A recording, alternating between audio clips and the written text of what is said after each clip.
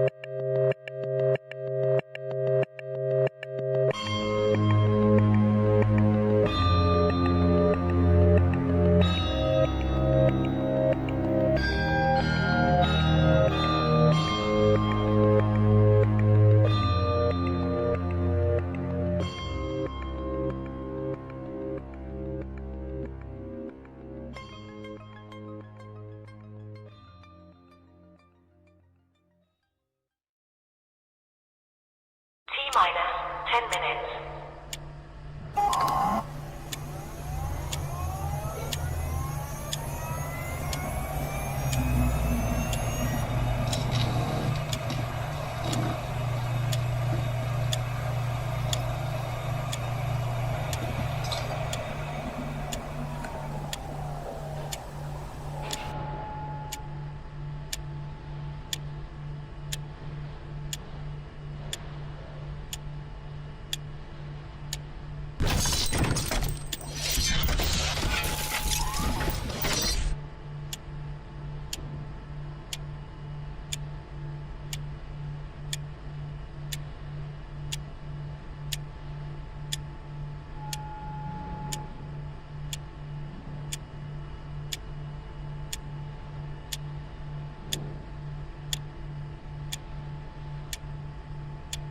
minus 9 minutes.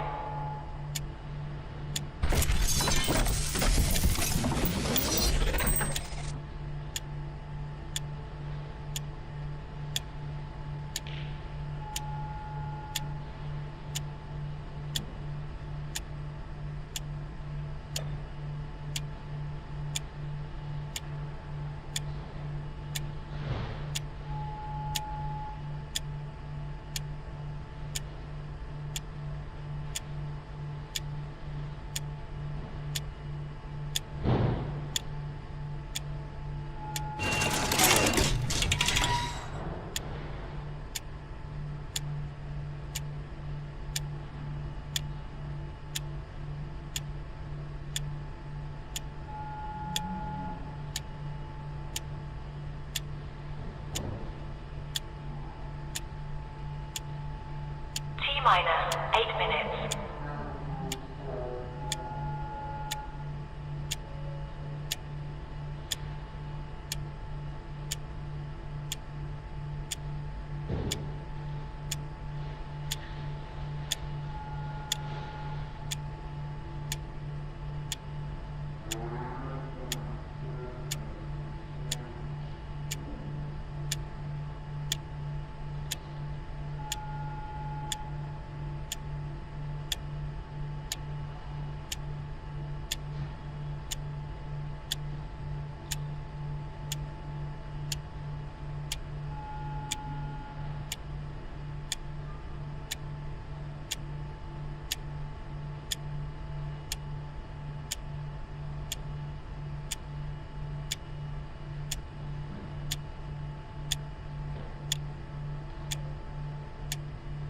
T minus 7 minutes.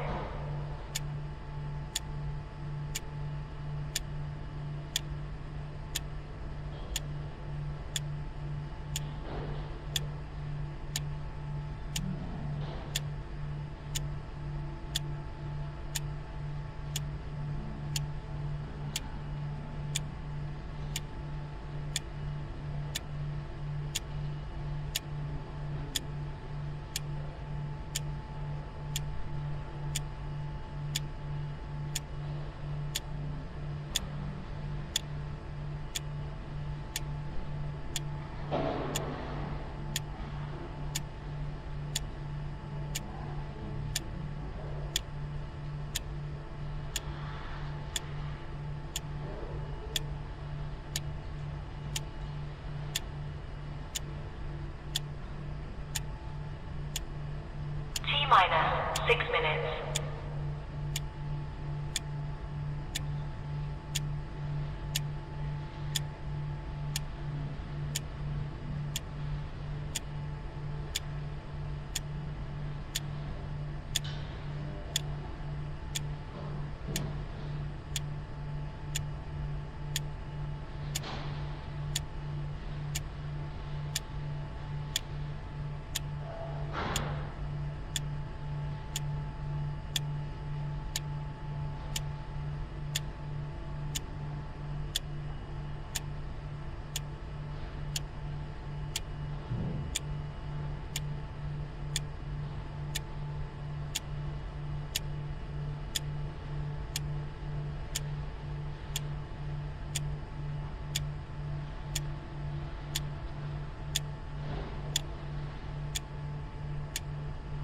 T minus 5 minutes.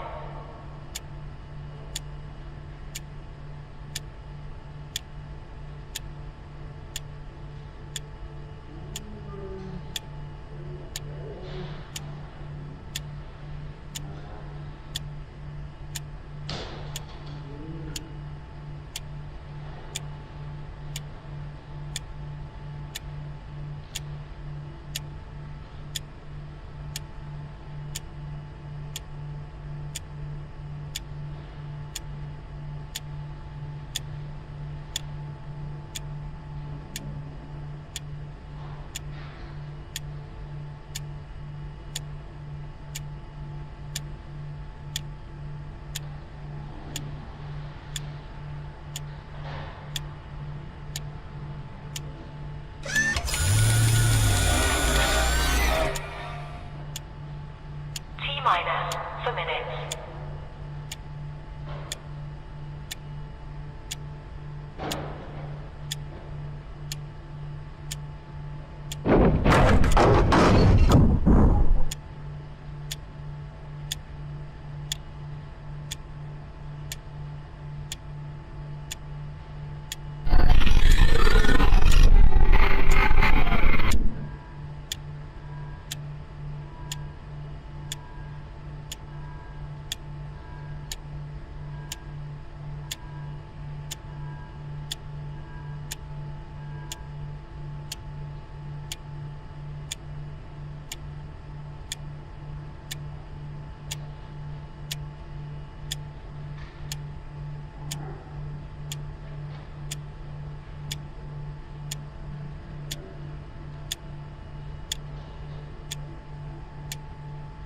T-minus 3 minutes.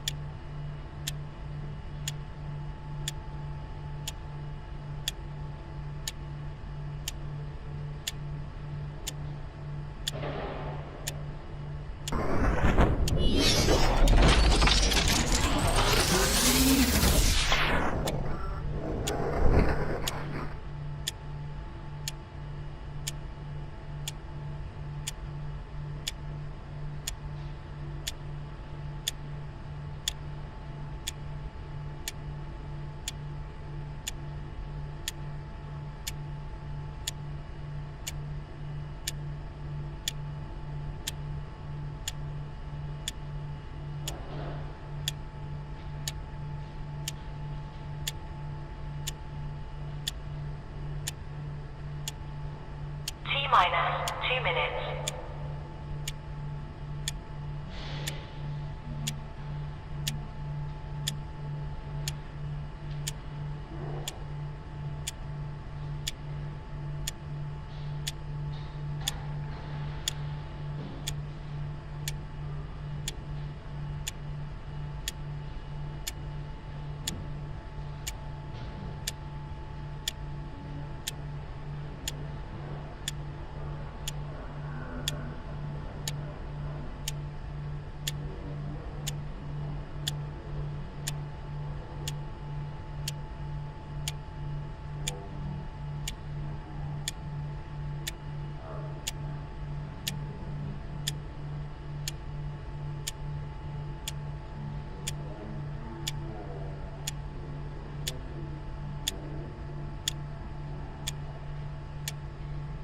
T-minus 1 minute.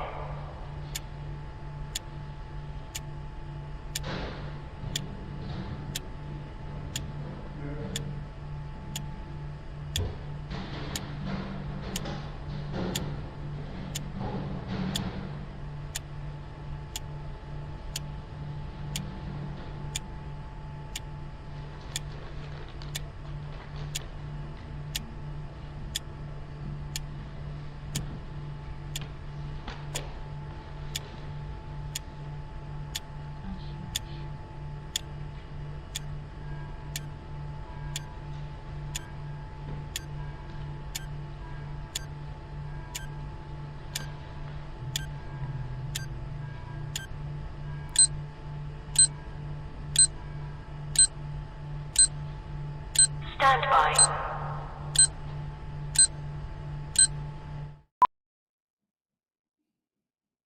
How about that?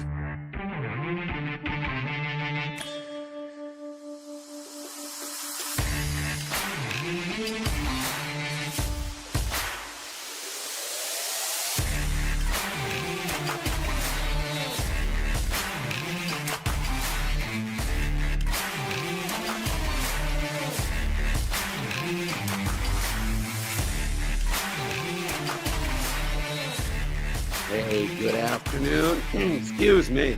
Welcome to the Rod Peterson Show. Darren Dupont with you here.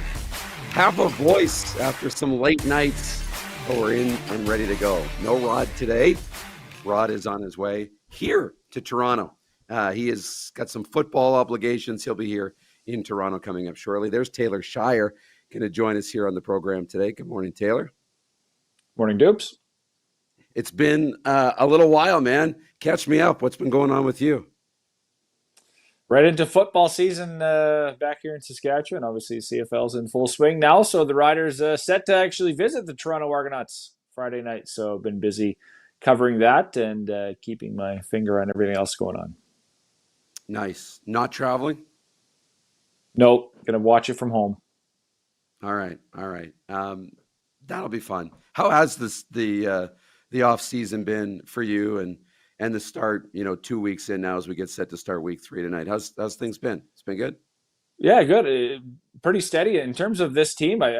The Riders steady off season, right? A lot of continuity, and I think the season has gotten off to the start that they expected, that they wanted. Obviously, I think you want to win maybe those games a little bit closer. Those their first 2 games against Hamilton and Ottawa, but so far so good for this team. And another not necessarily tough test. Every game is a tough test, but they have Nick Arbuckle and the Argonauts this week.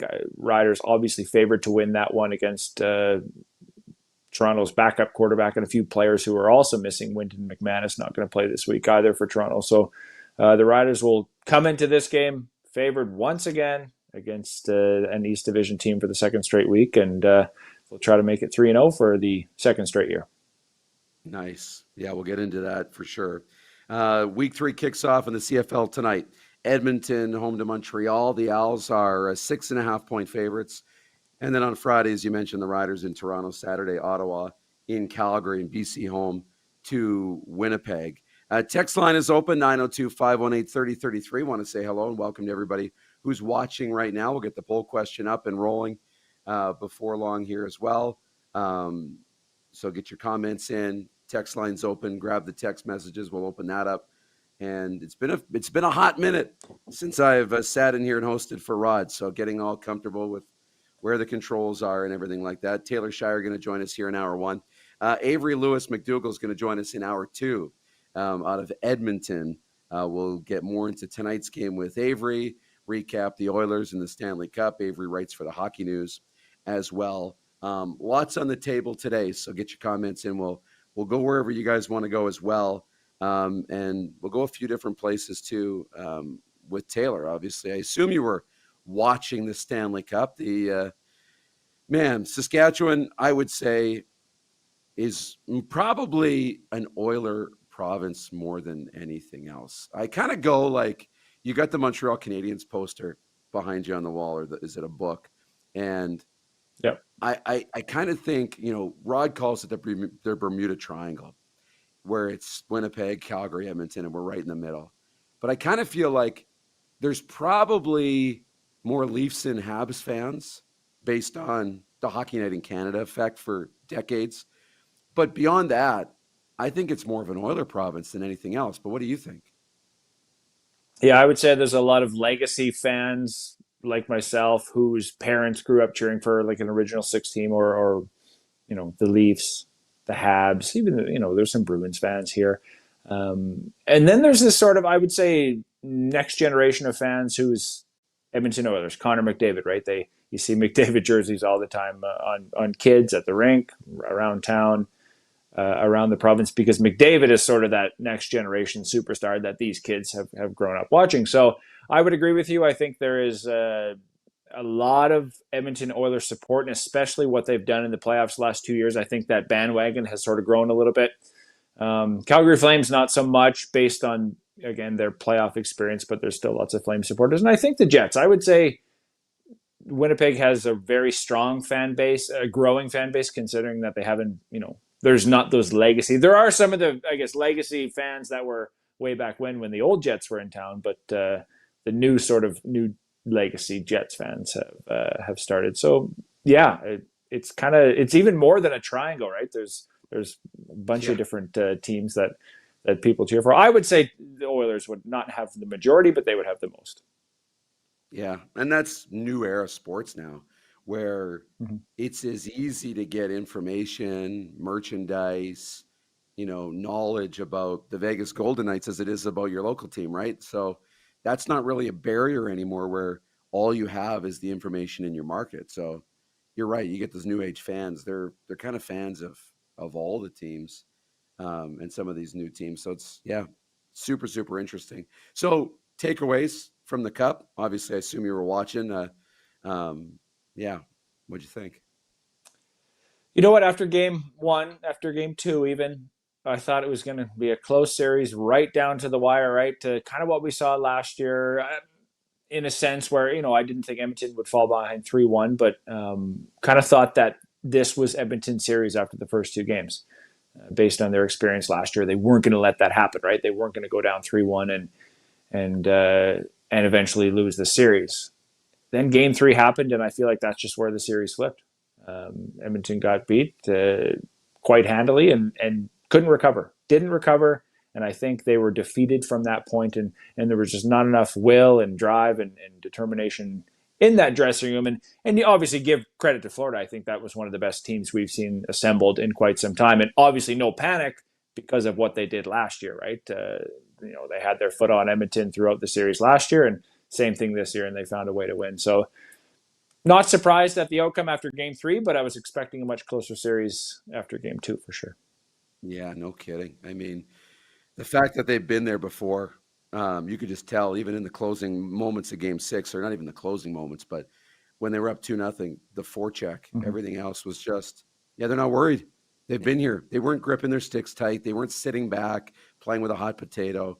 It was pretty impressive, for sure. And then even game four, you mentioned game three, where it kind of shifted. Game four, Panthers go up big, Oilers come back, win that game in overtime.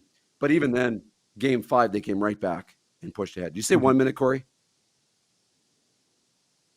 We're into the final 30 seconds of the opening segment. It's a short one. So very, very interesting. But yeah, the Oilers overmatched by the Florida Panthers in that one. Look, lots to get to. We got a lot of time here. We'll get into the CFL coming up. We'll get into our poll question on the other side and the text line 902-518-3033. Back after this.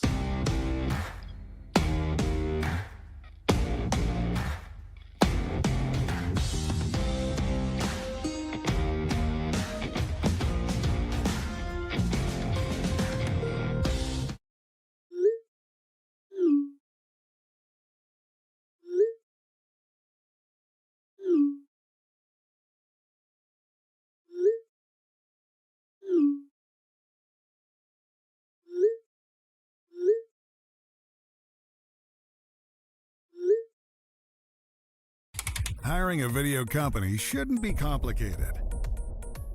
Click, pay, done. Skycron.com/Regina. Hi, my name is Logan Stankoven. And I'm Connor Bedard. We're both Hockey Gives Blood player ambassadors and proud to be blood donors. There are thousands of patients each year in Canada that rely on a generous stranger to save their life. Please book an appointment today to donate blood at blood.ca/HGB. Did you know that you can help save a life? And you can start right now.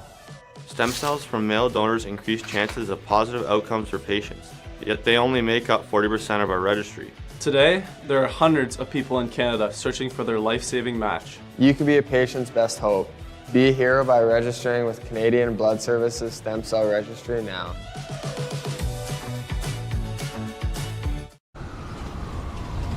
I'm Bridget Lacquette.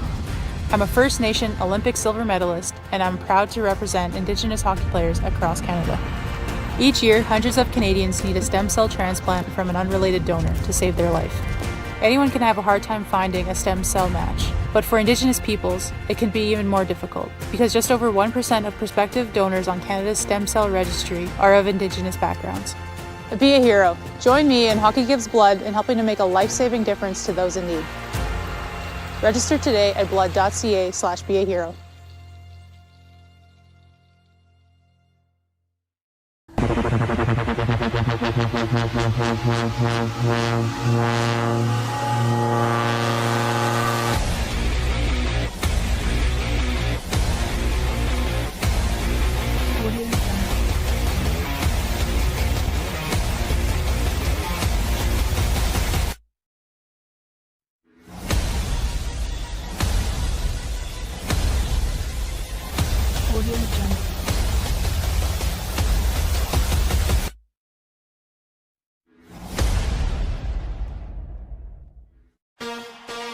Shania Twain. Let's go, girls. Live in Moose Jaw. Shania Twain. One incredible show. Live at Temple Garden Center July 7th with special guest Lindsay L. Get tickets Friday, March 21st at 10 a.m. at the Temple Garden Center's box office or sasktix.ca. For more, visit ShaniaTwain.com. Honky Tonk legend Mark Chestnut. Celebrating 35 years of music. Joined by special guest Aaron Goodvin. June 28th at Temple Garden Center. Tickets on sale now at Temple Garden Center box office or online at sasktix.ca.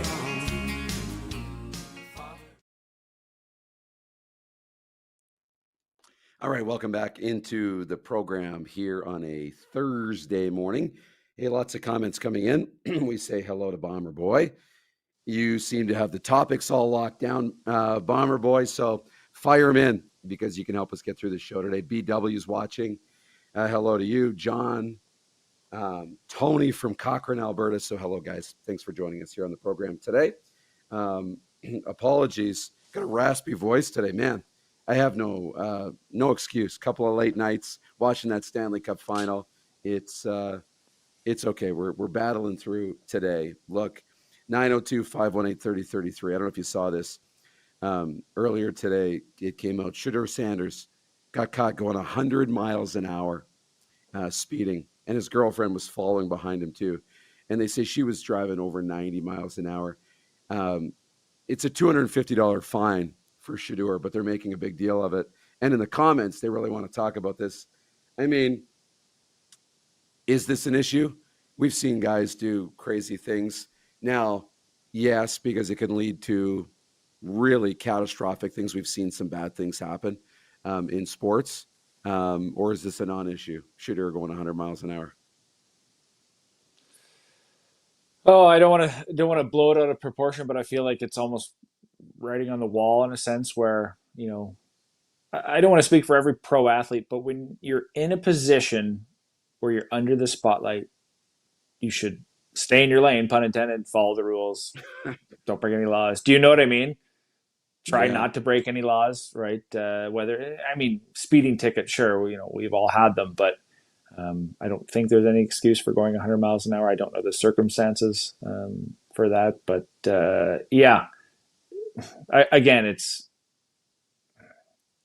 don't know the guy personally, but it sort of speaks to the sort of attitude that's behind him, right? Where he's, It's a little bit of like, come on, man, help yourself out a little bit here. We had the slip. That's what I mean, right? Yeah.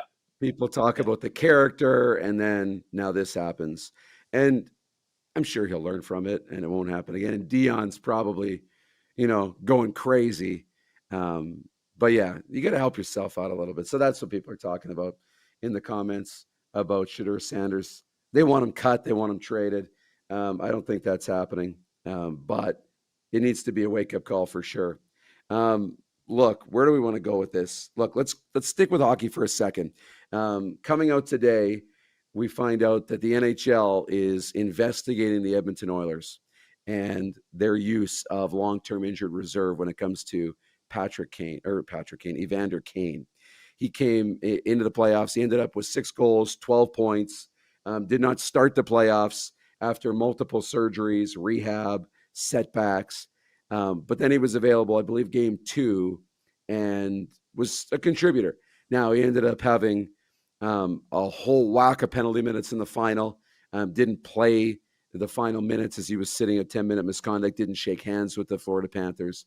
But the Edmonton Oilers are getting put under the microscope for their use of long-term injured reserve. Now the GMs, the owners, they want to crack down on the use of LTIR and make sure that it's legitimate. But Oiler fans are going crazy. Not only, and I think this is really poor timing. They just lost the Stanley Cup, and now you're going to go after them for this in, whether you believe it or not, a market where fans feel that, Gary Bettman's out to get Canada, right? We're not going to win a Stanley Cup as long as Gary Bettman's the commissioner. And doesn't this just add to it after the Florida Panthers did this with Matthew Tkachuk a couple of times, the Vegas Golden Knights with Mark Stone, Kucherov in Tampa Bay, but now it's Edmonton who's going to get put under the microscope. I mean, we do have to remember and think that even though it's not blown out of proportion to a big story like this necessarily, the league is looking at all those situations every year. They have to comply with the CBA, with the spirit of long-term injured reserve and all the rest. But man, this is not good. A good start to the offseason for the Oilers. I don't know what possible punishments there could be, but is it time to look into LTIR a little closer?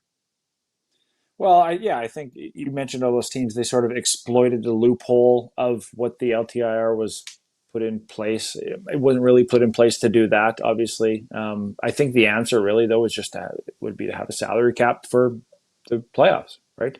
You can't go over here, set your roster. Game one, it has to be under the limit of the salary cap, and that would force you to make some tough decisions, right? So that is the solution. If you want to keep LTIR in place as it is, you have to say, okay, game one, you need to be, your roster needs to fit under the salary cap, and here's your 26 players that are available for the playoffs. Yeah, I mean, I can see that, because then my mind goes right away to, well, if there's an increased salary cap, they would just loophole that, and it would just be another higher number. But as you continued on, I'm like, no, you're right. Like if you increase the salary cap for the playoffs, but then you had to set your playoff roster game one, and it can be maybe expanded, maybe a couple extra aces, whatever that deal is. But then there's no dropping guys in and out game 3, 4, 5 in and out of that cap on that roster. That could be interesting. We'll see. It brings up the poll question today. And the poll question I have, and it's up now on YouTube. We've got a small sample size. What's the bigger issue right now for the NHL? And I'm curious on your thoughts. Is it long-term injured reserve, or is it the state income tax imbalance? What's the bigger issue for the NHL? Gary Bettman was on TNT, said the state income tax is not an issue, that it's not something they need to deal with. Nobody was complaining about it when Florida and Tampa sucked. And, Florida was in the basement and putting 6,000 fans in the building. But now that they're winning, it's a big issue. What's the bigger issue? I would vote tax. I think it affects more players, probably affects more teams, right? The LTIR, you've mentioned, 5 or 6 guys. That would really be, over the last 5 or 6 years, those would really be the guys that affected it. And it obviously affects the opposing teams and the teams that those players are on. But I don't know if it's a non-issue, but it's something that I think draws players to some of those markets, whether they want to get out of sort of the spotlight that some of these Canadian markets have. We've seen that, right, where there's too much spotlight in Toronto, Montreal, wherever, Edmonton, Vancouver, Calgary even, where they want to go somewhere else. Or, it's too cold in Winnipeg, so let's go somewhere nice. And it's also a bonus that there's no state tax. So the players have to pay tax where they play home and away, right? So sure, it affects 50% of their games, but they still have to, pay on the other 50%. But that would be my vote is the tax, because and I don't even know. You couldn't even quantify that to say how many players have left their team and gone in free agency to one of these teams because of that, where they can, make a few more dollars. Good question. I think it really is highlighted when these teams are good, like Florida and Tampa are good, and when you're not good, like I think Gary Bettman was onto something when he said, there's a lot of things above state income tax. Like these guys make money. And I'm a believer that we're not really motivated by money, to get up and go to work. And we're not sitting there thinking about the paycheck when it comes to our happiness of the job, right? Maybe it's a factor for sure when making decisions, but you got to be fulfilled in your job. So when Gary said,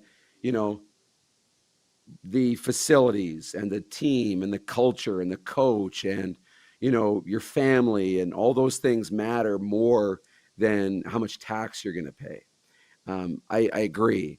But now when we're talking about Florida and there's this conversation around 3 pretty key pending free agents in Aaron Ekblad, Sam Bennett, and Brad Marchand, and you've got the general manager saying, we think we can find a way to keep them all. And in the case of Bennett, who probably, well, Ekblad will deserve a pretty big payday too. But Bennett's the most notable based on the playoffs, the Conn Smythe, what he did at the Four Nations. They're talking about, well, 7.5 there is equal to 9.5 up in, Canada or a different state based on what you'll take home. When you already have a great culture, when you already have won, when you already have a place that you like and the beach and all those things, and money can tip the scales, right? And it's easier to have that flexibility and keep guys together. You have to have a good culture and you have to have a winning team, but that's a hell of an advantage, man. It's a factor, right? And that's not even like if you just consider a regular job, right? Oh, you're going to a place that's a winning organization. You have a good culture, feel a good culture. It's nice and warm and it's by a beach. Oh, that's a pretty good factor to do. Oh, and you're going to make more money too than what you would elsewhere. Well, yeah, again, that would tip the scales. But I would say most, if not all, professional athletes look out for themselves. Number one, where are they going to maximize what they're worth, right? Everyone always says winning is the most important thing, but when you're a professional athlete and that is your livelihood and that's how you earn your dollars, you have to look out for yourself. And I think everybody does that. There's not often times where players take a massive hometown discount to stay. We see it once in a while, but it's never, 50% of their salary, right? It's always within a few million. And so if you're in Florida and you can sort of not lose that extra few million that you might get elsewhere, at the end of the day, right? What's coming home in your pocket type of thing versus what your average salary is, that is posted, right? So I think those are two different things. What's your take home? What's your chances of winning? I know winning is important. Culture. How happy is your family, right? Your kids and wife happy outside of the rink? Do they want to be in Florida, right? Or do they want to be in one of those other markets, right? I think there's a lot of different factors, and that's one small factor is the final, okay, how much tax are we paying and what are we taking home? Yeah, absolutely. When you're making a decision and all is equal and you can't decide, hey, this could tip the scales. What's the CFL's comparison to long-term injured reserve or the state income tax? Has there been one? Like, I think I go back and think of the knock on maybe players not wanting to live in Regina or Winnipeg or places like, and not the big city. It's not Vancouver or Montreal or Toronto, but like, was that even really an issue? I'm trying to think of what the CFL's comps would be. I would say that the comparison there would be the rent prices in Vancouver and Toronto versus Regina or even Winnipeg, right? I know it. If you're a practice roster player, I mean, you get most of your housing paid for. You get usually a salary or sort of an incentive, a housing incentive. But if you're sort of the you're the 43rd player on the roster or a practice roster guy or one of those lower end players, and you're paying double the amount of rent that you would in Toronto and making the same minimum wage salary or minimum salary that you would in the CFL. I think it's up to $75,000 now. So how much farther does your money go in Toronto versus Regina, right? Obviously a lot farther in the prairies.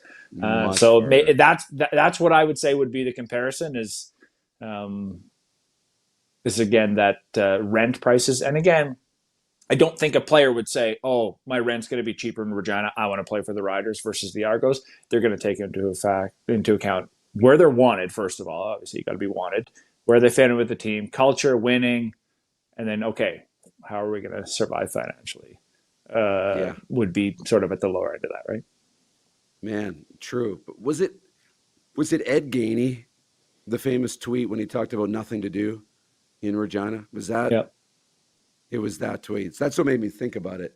But you're right. And I hear that all the time. And guys, I ask them, what do you like about Regina? And they say, our mind can't stray away from. There's no distractions. There's nothing to do. So we come to the stadium, we put in the work, and we go home.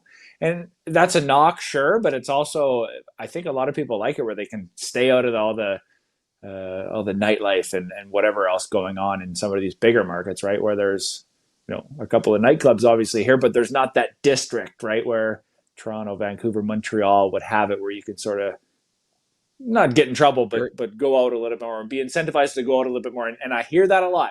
There's not a lot to do in Regina. I can keep my head down, focus on football. stay in my lane and get to work the next day. So I do Very hear that a lot. curious. It wasn't just Ed Gainey. Yeah, no, for sure. I totally get that. Look, I'm not done with this. I want to get to that. We want to get to the game tonight. Tee up the games on the weekend. We got one more segment back with Taylor, and so we'll be back with him after this.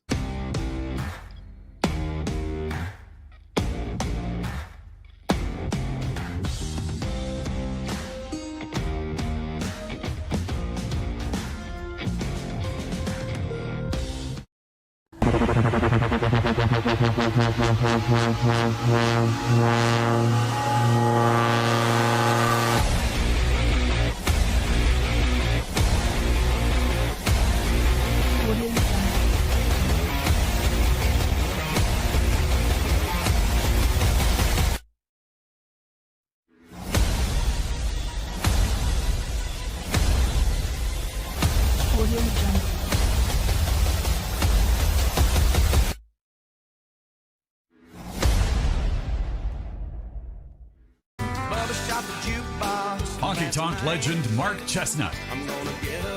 Celebrating 35 years of music. Joined by special guest Aaron Goodvin. June 28th at Temple Garden Center. Tickets on sale now at Temple Garden Center box office or online at sasktix.ca.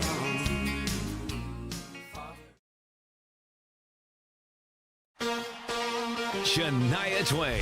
Let's go, girls. Live in Moose Jaw. Shania Twain. One incredible show. Live at Temple Garden Center July 7th. With special guest Lindsay L. Get tickets Friday, March 21st at 10 a.m. at the Temple Garden Center's box office or sasktix.ca. For more, visit shaniatwain.com. Did you know that you can help save a life? And you can start right now. Stem cells from male donors increase chances of positive outcomes for patients, yet they only make up 40% of our registry. Today, there are hundreds of people in Canada searching for their life-saving match. You can be a patient's best hope. Be a hero by registering with Canadian Blood Services Stem Cell Registry now.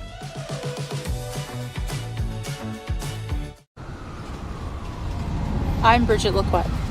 I'm a First Nation Olympic silver medalist, and I'm proud to represent Indigenous hockey players across Canada. Each year, hundreds of Canadians need a stem cell transplant from an unrelated donor to save their life. Anyone can have a hard time finding a stem cell match, but for Indigenous peoples, it can be even more difficult because just over 1% of prospective donors on Canada's stem cell registry are of Indigenous backgrounds. Be a hero. Join me in Hockey Gives Blood in helping to make a life-saving difference to those in need. Register today at blood.ca/beahero.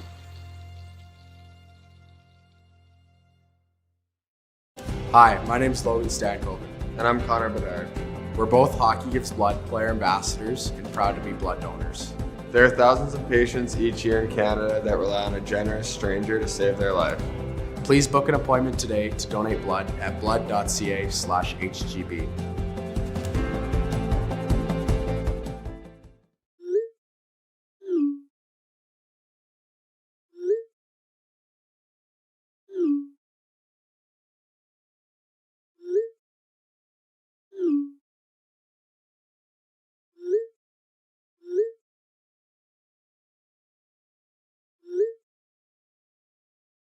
Hiring a video company shouldn't be complicated. Click, pay, done. Skycron.com/Regina. All right, welcome back into the RP show here. Darren DuPont with you here. We have some texts, some messages. Taylor Shire's with us. He'll be on the screen in a few seconds. They're telling me to have a fisherman's friend. There's a couple here. Gary writes in from Winnipeg.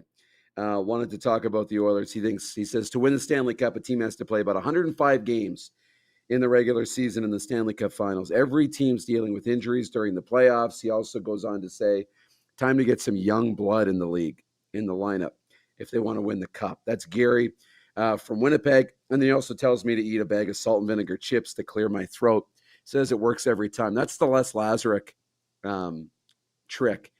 When he says dealing with a hoarse voice, he takes a vinegar packet from the concession stands and shoots vinegar. 20 minutes of a crystal clear voice. So he has a stack of vinegar packets. I could never get into it. I tried it. It not worth it. I'll just battle through. He's got a resume to back that up, so I agree. You know what? He does. He absolutely does. But that's the trick there. Look, before we get to tonight's game and then the rest of the week in the CFL, another one I wanted to talk to you about because you've been around quite a bit. And coming on the heels of the U.S. Open and J.J. Spahn's big win at the U.S. Open, I don't know how much you were following that, but another tough week for Rory McIlroy. Had a good Sunday, ended up with a decent finish, made the cut when some big names didn't, like Bryson DeChambeau and others. But he just can't get away from this avoiding the media controversy and, declining to do media. And he said he's earned the right to do whatever he wants. And, he has. I mean, in golf, players are not required. There's no obligation formally. They don't have to do media. He can do what he wants. At other big tournaments, he's just left, not dealt with the media. And it's bigger because it's Rory, because he's been a world number one, because he's one of the faces of the game, because he was the face of the PGA's side of the PGA versus LIV, the one who had to deal with it. He's had to deal with scrutiny, and he's struggled a little bit. So I'm curious, as somebody who's interviewed countless players, coaches, people within the game, managers, et cetera, your thoughts on this and who's been, talk about comparisons today. Who's been a tough guy that's avoided the media in your day? I'm trying to go back and think of who's been one of those guys. Yeah, most of the guys I covered, their job or part of their job is to speak to the media. You can't really duck it per se. But this is an interesting one when it comes to Rory. Obviously, he doesn't want to. The desire is not there. But I think if I was him or if I was his advisor, I would say this is about being a good ambassador to your sport and to your league or whatever it is, right? Put your best foot forward, speak to the media, be as honest and as forthcoming as you want, but grow the game and don't make it about you where you're ducking the media or not talking. Because think about the young kids watching growing up and they see this like, oh, well, is he being a good ambassador to the sport? Well, probably not in terms of how he's acting towards the media. So that's what I would say to him. And there are a lot of players that I cover that understand that dealing with the media is part of the job. How many players want to talk after a tough loss? Not many. They still do. And I would name off 100 players that have faced the media after tough instances, players that have ducked me. Brett Lawther is a perfect example, the Riders kicker. Last year against Montreal, had a bad night. He was in his locker waiting to talk to the media after that game. He could have easily ducked out. He could have easily put on his clothes, had a shower, and taken off. He had lots of time. He waited, knowing that he's the ambassador for this team and he wants to own up for what was a poor performance. Again, he had a bad night week 2 of the CFL season just last week. Day 1 of practice. He was there, willing to talk about it. We obviously requested him and he's has to be there. But he owned up to it, apologized, said he has no excuses. So that, I would say, is what Rory should sort of take a page from Brett Lawther's book is, be a good ambassador for your sport. There's no team necessarily here that Rory has to play for, but I would say it's his own team, right? It's his own brand. And I think it's hurting his brand long term when there's more stories about him ducking the media versus making cuts and winning tournaments. Yeah, and that's a crazy thing about human behavior, players, et cetera. If he showed some emotion after a bad week and some frustration or even a little sadness or disappointment that, man, this is really embarrassing to not be playing this great, or put the pride aside for a second, I think you'd get a lot of fans on your side and you'd get a lot of sympathy. I think you'd have a lot of people rooting for you, and it could go a long way. But I think about Vince Young when he was with Saskatchewan. I don't think he was a guy who avoided the media, but I think they limited his media, right? He wasn't always... He was protected, I would say, protected more than choosing to avoid it or more than declining. him ducking, yeah. I don't think Connor Bedard really declined media. He did all the interviews. He was protected. but he was protected. Again, a little different. By the team. They said, we're not going to make him available, but we'll make him available here or here. Do you remember Haley Wickenheiser when she played with the University of Calgary, the women's hockey program? That was back in, I want to say about 2014, 2015. I was doing games at the U of S, called a couple of University Cups, was around the women's program too. And she didn't play every game, but again, protected, kind of tried to come in and out of all these communities quietly and not do much media. There was a little bit of that, but it wasn't, it was more just unavailable rather than, outright declining requests. Again, I like that word, protected. But yeah, this is very, very not strange, but golf is a different animal, right? In football, you put your requests in. You don't always get everybody you request, after a practice or after, but largely you would, right? If you request a player for a post game or a post practice interview, you largely get who you want. Yep. So, and it's part of their job. It's written into their contract. Deal with handle media requests as required, right? Marshawn Lynch, I guess that would be the best example. I'm just here so I don't get fined. He didn't want to do it, but he showed up, right? Or else you're going to face a fine, and that's Bill again part of the Belichick. contract for. We're on to Cincinnati. Yeah, right. So unless it's part of your contract, it's hard to say. You have to do it, but again, just think about the role model, the ambassador that you are for your sport, and whatnot first, and put your ego aside, right? Yes. On to week 3. CFL week 3 kicks off tonight. Edmonton, 6.5-point underdogs at home to the Montreal Alouettes, who in my mind are the best team in the Canadian Football League. 2 weeks in at 2-0. Let's start there.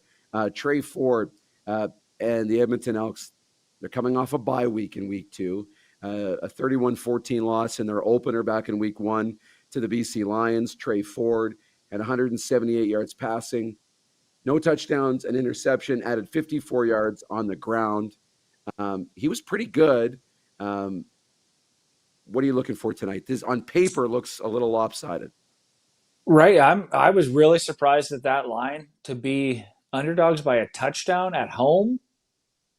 That's a pretty wild stat, especially this early in the season. But I agree with you. Montreal is a really good team. Davis Alexander in his first year as a starting quarterback from week 1 has looked good so far. Has looked like the right decision.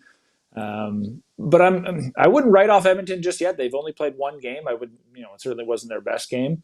Coming off a bye week at home, I think there's a lot of things going for them. No, I'm not saying they're going to win this game, but I thought the spread should have been a lot closer. I don't imagine Cody Fajardo would get into the game, but he would be motivated to play against his former team. He'll handle short yardage duties, so he'll be fired up for that one.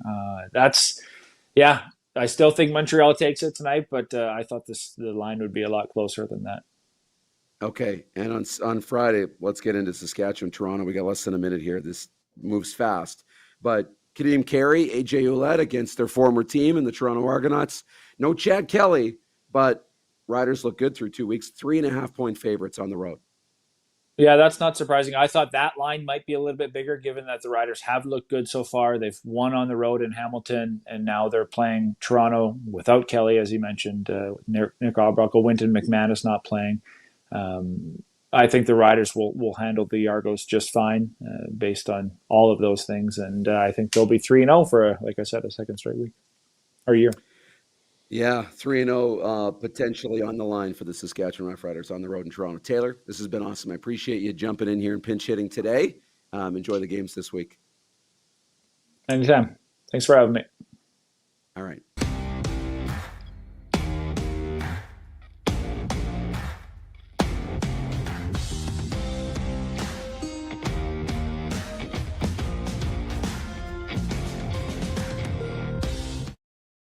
Hi, my name's Logan Stankoven. And I'm Connor Bedard. We're both Hockey Gives Blood player ambassadors and proud to be blood donors. There are thousands of patients each year in Canada that rely on a generous stranger to save their life. Please book an appointment today to donate blood at blood.ca/HGB.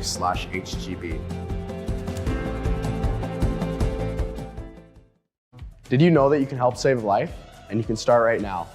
Stem cells from male donors increase chances of positive outcomes for patients, yet they only make up 40% of our registry. Today, there are hundreds of people in Canada searching for their life-saving match. You can be a patient's best hope.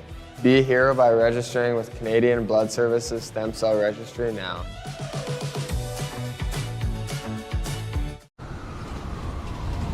I'm Bridget Lacquette. I'm a First Nation Olympic silver medalist, and I'm proud to represent Indigenous hockey players across Canada. Each year, hundreds of Canadians need a stem cell transplant from an unrelated donor to save their life. Anyone can have a hard time finding a stem cell match, but for Indigenous peoples, it can be even more difficult because just over 1% of prospective donors on Canada's stem cell registry are of Indigenous backgrounds. Be a hero. Join me in Hockey Gives Blood in helping to make a life-saving difference to those in need. Register today at blood.ca/beahero.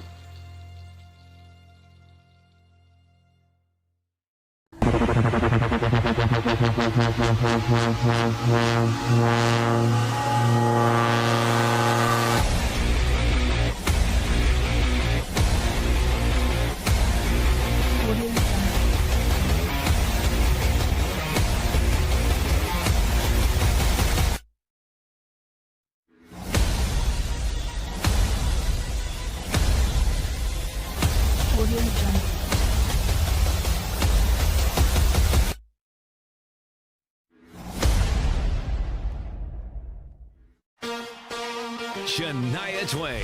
Let's go, girls. Live in Moose Jaw. Shania Twain. One incredible show. Live at Temple Garden Center, July 7th. With special guest, Lindsay L. Get tickets Friday, March 21st at 10 a.m. at the Temple Garden Center's box office or sasktix.ca. For more, visit ShaniaTwain.com. Honky Tonk legend Mark Chestnut. Celebrating 35 years of music.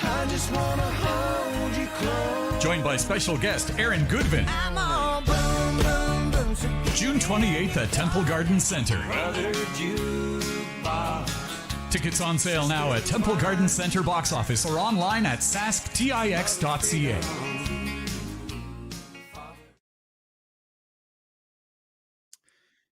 Hey, welcome back into the RP show. Darren Dupont in for Rod today. He is traveling out here to Toronto, and he'll be on the air from Burlington, Ontario on a Football Friday tomorrow. Just you and me here for 2 segments up to the top of the hour, and then to open hour 2. So fire in your comments, ask away some questions, and fill up this show. We're going to get into the game notes in these next 2 segments, heading into the games this weekend. I've got a couple of lineup notes, a very interesting lineup note when it comes to the game on Friday night. Let me just find it here, and I will.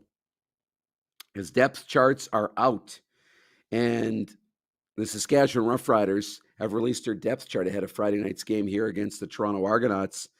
AJ Ouellette will start at running back, but Kadeem Carey comes out of the lineup. Kadeem Carey will not be in the lineup against his former team in the Toronto Argonauts. Probably disappointing for him, but Bertrand Houdon is going to draw back into the lineup. I'm trying to take a peek and see who else is in this lineup right now, but mostly no changes. Emelis is out as well. I think that was expected. Not sure how long he's going to be out, but he is out as well.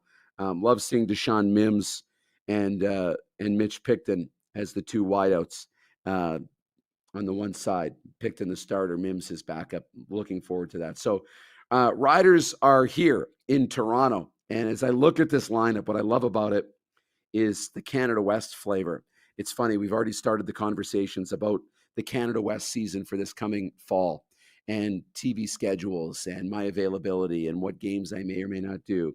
But Mitch Picton, Regina Ram, Deshaun Mims, you've got Nelson Lacombo at free safety, the former Saskatchewan Husky, and you've got Ford as well, former Regina Ram, among others.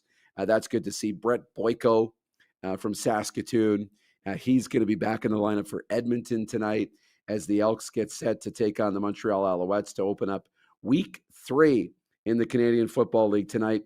Montreal 6.5-point favorites in that one. We're going to get the game notes up here, no doubt, for Montreal and Edmonton. We'll get the Riders and the Argos early game notes.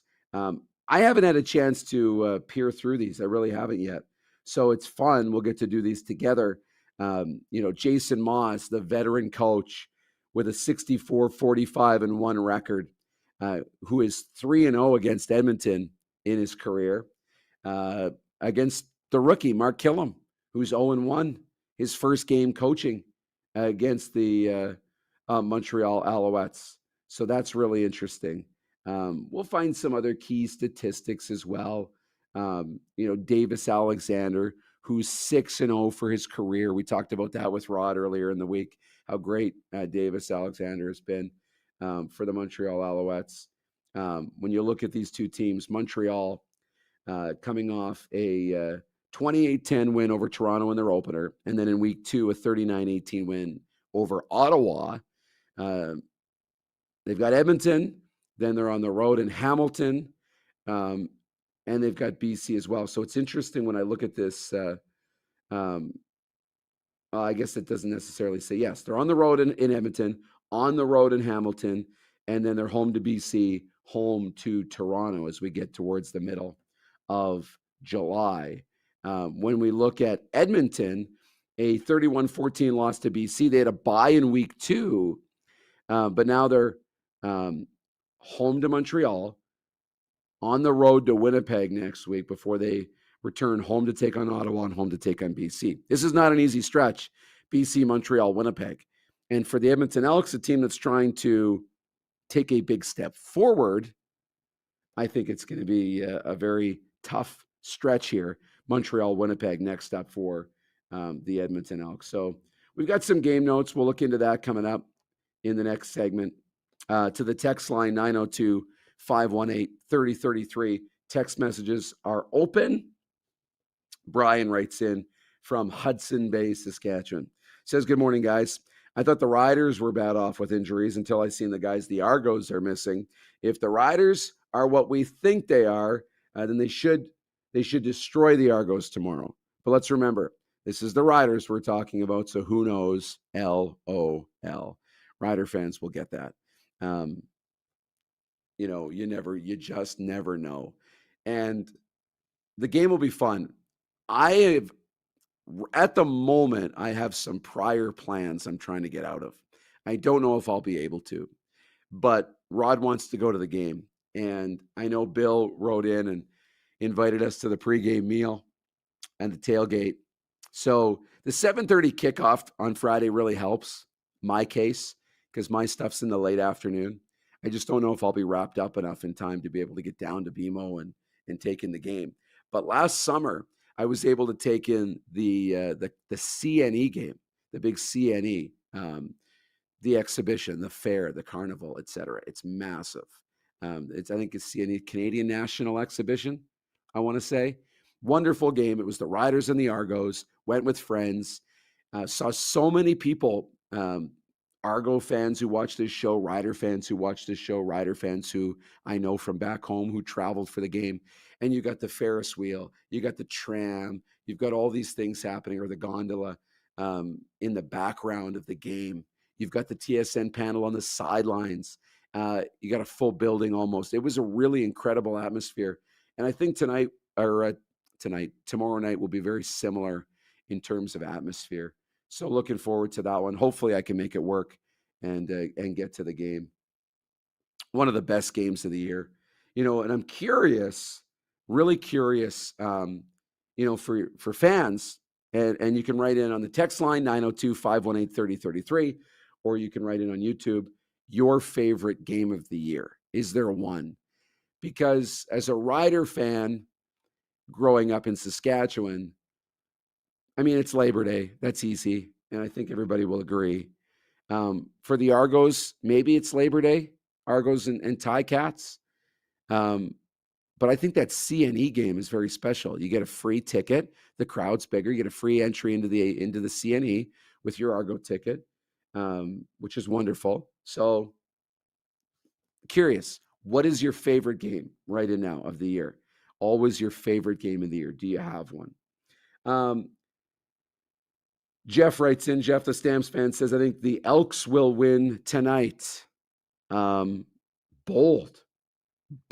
If they win tonight, come back here and celebrate tomorrow. He also says it's hard to carry import running backs if one isn't returning kicks. True. Tony says, got to run, gang. Have to get yard work done before the rain starts. They're saying epic rainfall this weekend. Cochrane, Alberta, similar to the 2013 Calgary floods. Godspeed, my man. Good luck with the yard work. Get it done. Stay dry.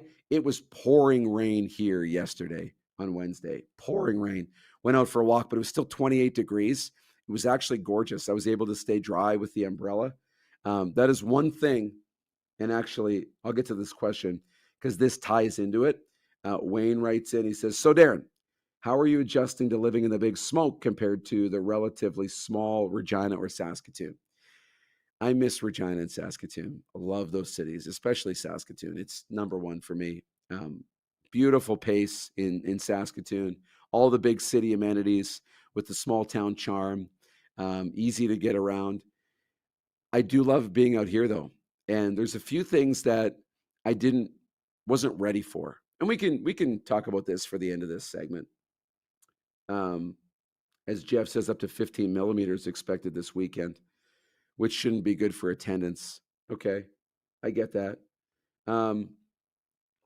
Toronto, GTA, Ontario. As I look out and look around,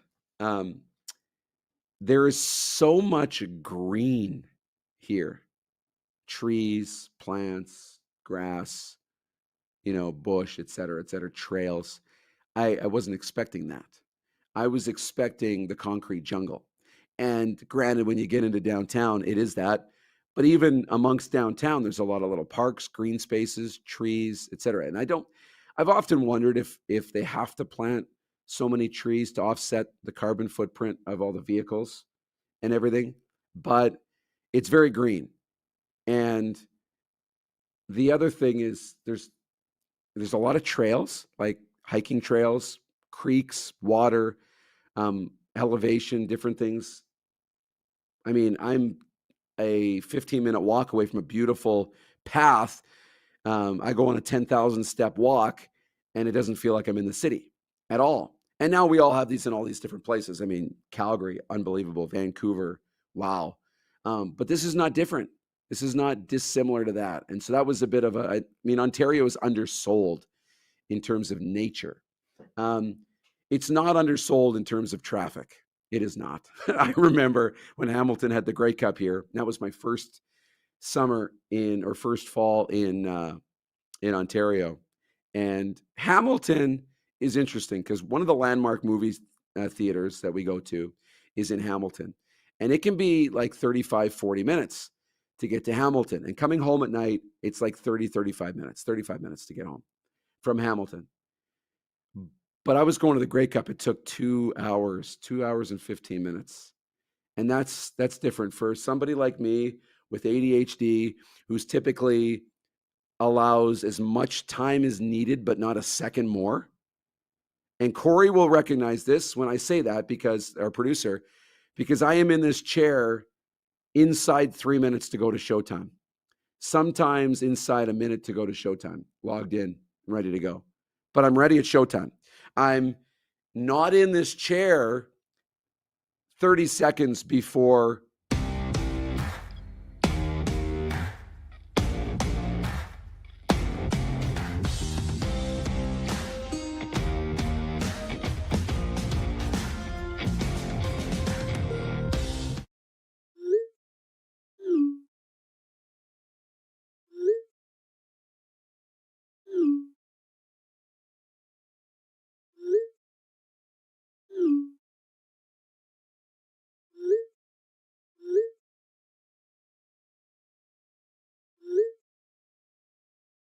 Hiring a video company shouldn't be complicated. Click, pay, done. Skycron.com/Regina. Honky Tonk legend Mark Chestnut. Celebrating 35 years of music. Joined by special guest Aaron Goodvin. June 28th at Temple Garden Center. Tickets on sale now at Temple Garden Center box office or online at sasktix.ca.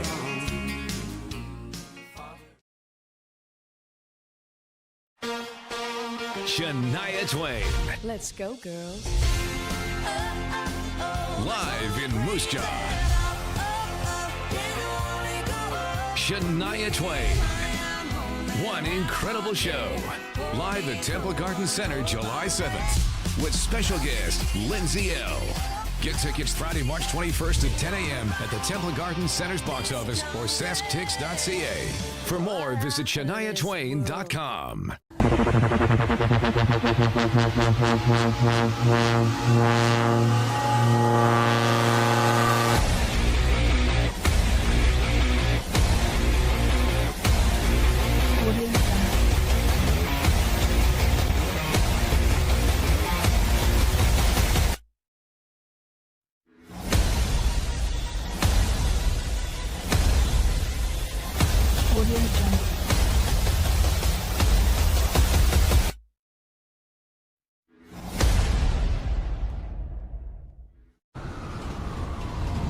I'm Bridget Lacquette.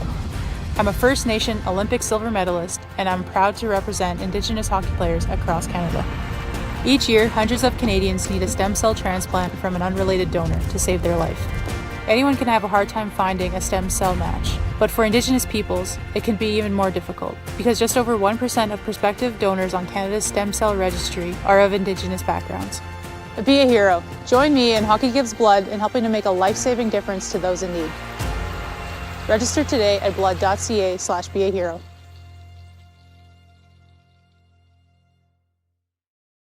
Did you know that you can help save a life?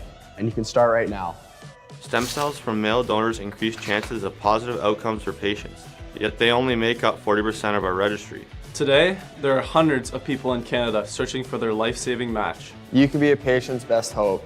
Be a hero by registering with Canadian Blood Services Stem Cell Registry now. Hi, my name is Logan Stankoven. And I'm Connor Bedard. We're both Hockey Gives Blood player ambassadors and proud to be blood donors. There are thousands of patients each year in Canada that rely on a generous stranger to save their life. Please book an appointment today to donate blood at blood.ca/HGB.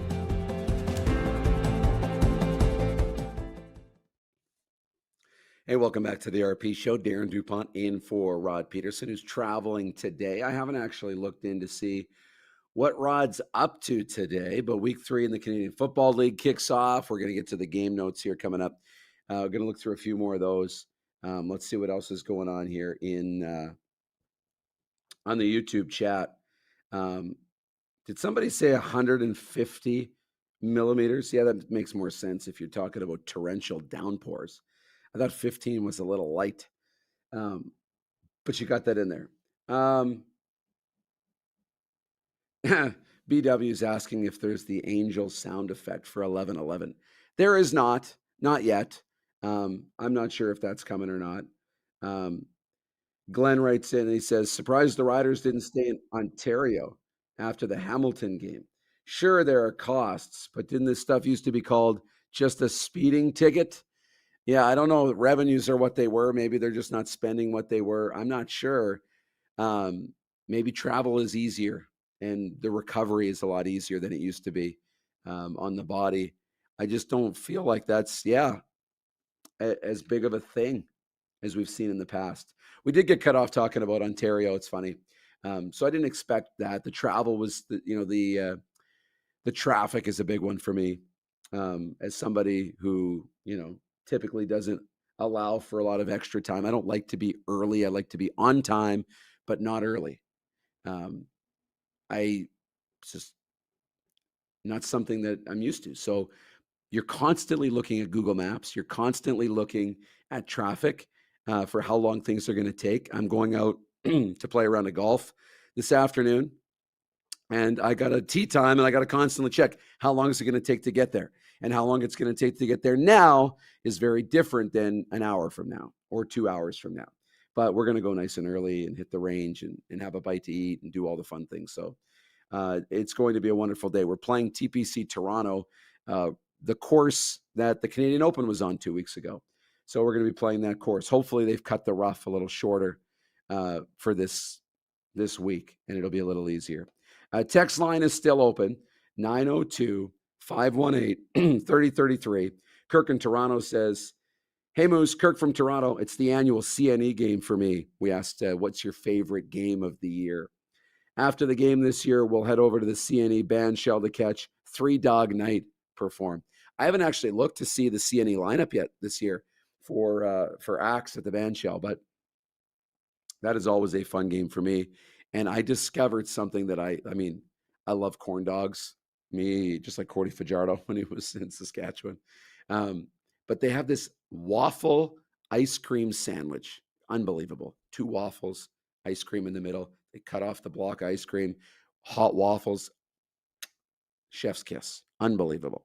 Big thanks to Taylor Shire for joining us back in hour number 1 from the Leader Post and Post Media in Regina.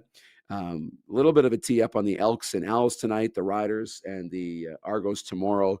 Tomorrow on a Football Friday, Rod will get deep into the rest of Week 3 in the Canadian Football League. We talked about Shedeur Sanders and his speeding ticket going 100 miles an hour.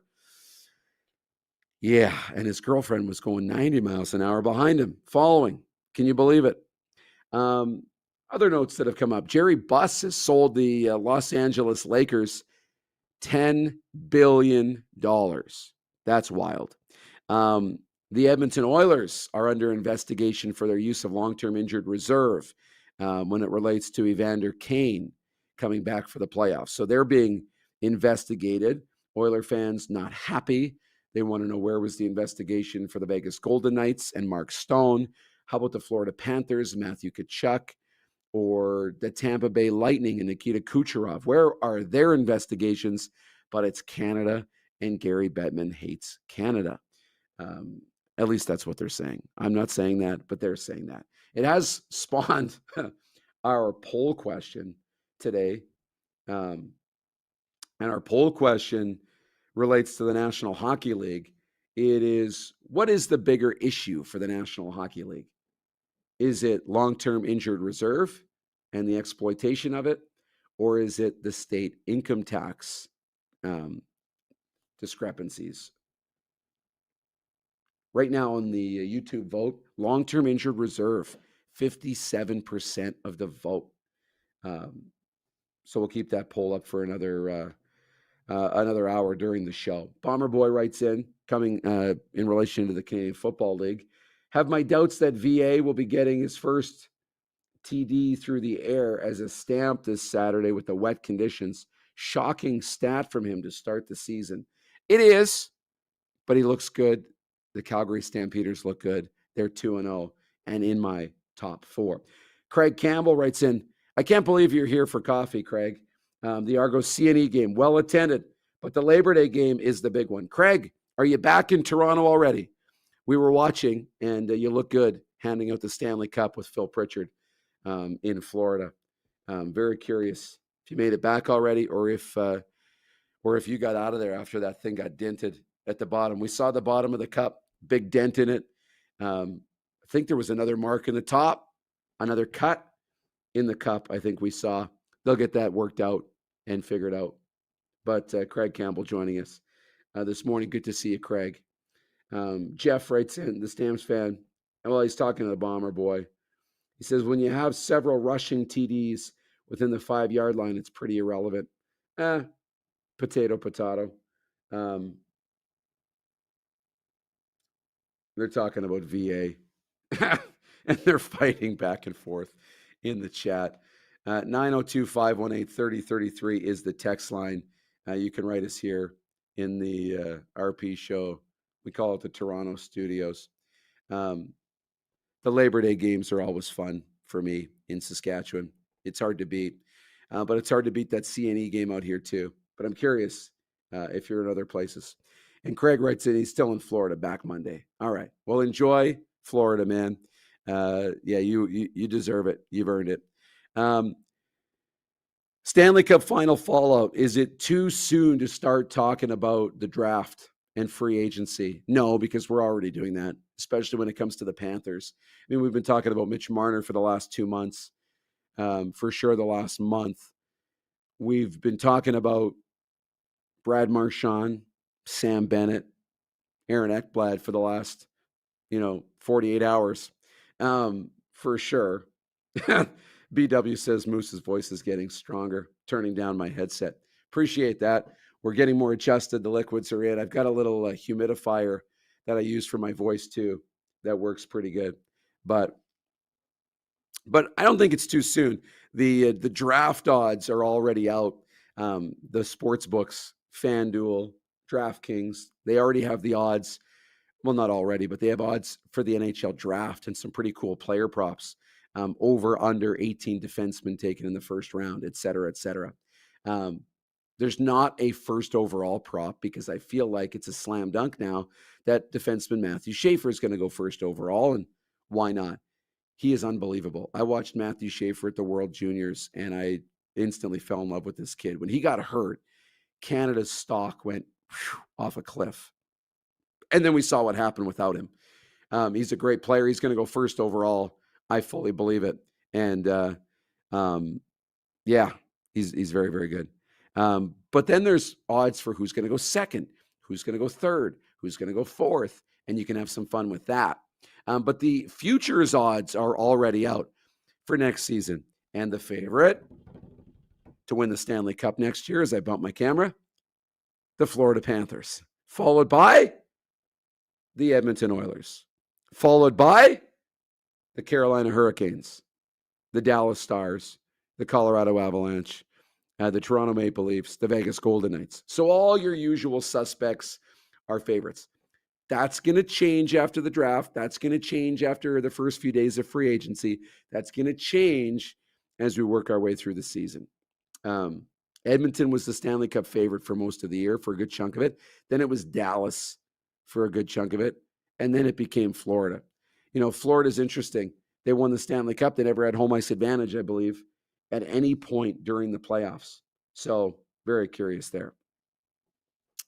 Avery Lewis McDougall's getting set to join us in the next segment. He is from the Avery Sports Show, writes for the Hockey News. He's going to join us here coming up in just a few moments. We're going to head to break here. I think what are we, 5 minutes to the break, Corey? Ish? Probably somewhere in there. Our poll question today, what's the bigger issue for the NHL? LTIR or the state income tax? That is with the news that the Oilers are being investigated for long-term injured reserve usage when it comes to or relates to Evander Kane. But big story in week 2, or in hour 2 here, week 3 of the Canadian Football League does open tonight in Edmonton. I believe this is a 7:00 kickoff local time. Let me just pop this up here. What is the local time kickoff for the Edmonton Elks and the Montreal? It is 7:00 local, 9:00 Eastern for this one tonight. I was looking at the game notes here, Edmonton versus Montreal. Edmonton looking for an early season win. The Elks played a strong first half at BC, but eventually fell 31-14 in week 1 after being outscored 28-7 in the final 30 minutes. The last time Edmonton won a game within their first 3 contests was back in 2021 when they were 1-2. If they're going to do that, they lost to BC in their opener. They got to play Montreal, and next week they play Winnipeg. It is not going to be easy. Since 2022, they have finished strong each time with slow starts of 0-3, 0-9, and 0-7. So can they correct that this year? They were 2-2 out of the gate in 2021. We talked about this earlier in the week. Davis Alexander, the only quarterback in Montreal history to start the career 6-0. CFL record, Danny Mack, 8-0 to start his career. Bo Levi, Jeff Garcia, both went 7-0. So Davis Alexander has an opportunity to join some pretty elite company tonight with a 7-0 career record to start his career after a win tonight. He's got a tough Edmonton team that's rested coming off a bye week. Alexander threw for a career-high 344 yards last week in Ottawa. Alouettes have won the last 4 times these two clubs have met. Overall, each of their last 4 visits to Edmonton, of the last 5 meetings, 4 have gone down to the final 3 minutes with a margin of 7 points or less. So was it Jeff that predicted an Edmonton win in the comments? It could be close. With the win at Ottawa, Montreal had 2 receivers go over 100 yards, Austin Mack and Tyler Sneed. The last time they did that was July 6th of 2024 last year against Calgary. How about this? Jason Moss as a head coach, 8-0 in games played in June since 2023 when he took over as the head coach. He's 8-0 in June. Pretty good. After the slow start in 2024, the Edmonton Elks have won 3 of their last 5 at home coming into this game tonight. Edmonton looking for their first sack of the season, didn't get one in their first game. There's some first down stats. There's some Canadian quarterback stats when it comes to wins. Trey Ford has a 9-10 record as a starting quarterback. Trey Ford, 9-10. Nathan Rourke, 13-9 record as a starter. Russ Jackson, the all-time winningest Canadian quarterback, 137 games played, 85, 47, and 5. There was ties back then. 85, 47, and 5. So long way to go from Nathan Rourke, 22 games played. Nathan Rourke, 34 games played. Trey Ford, 43 games played to get to the 166 games that Russ Jackson played, 137 starts. But nonetheless, head-to-head, all-time, Edmonton, 49-35-2, a head-to-head record. Montreal, obviously the opposite of that. They've played 86 times. This will be game 87. 2 minutes, you said? 2? Okay. 87, game 87 between these two. Games played in Edmonton. The Elks are 30-14-0, while on the road, Montreal is 14-30-0, obviously, the opposite of that. So some game notes as we look at this. We'll look at game notes for Friday night's game a little bit later on. Avery Lewis McDougall is going to join us in the next segment, and we're going to talk to Avery about the game tonight, what to expect crowd-wise. This is still an Edmonton team that we don't know much about. We really don't. They've only played once. They had the bye in week 2. Trey Ford's the starter. Cody Fajardo, the backup.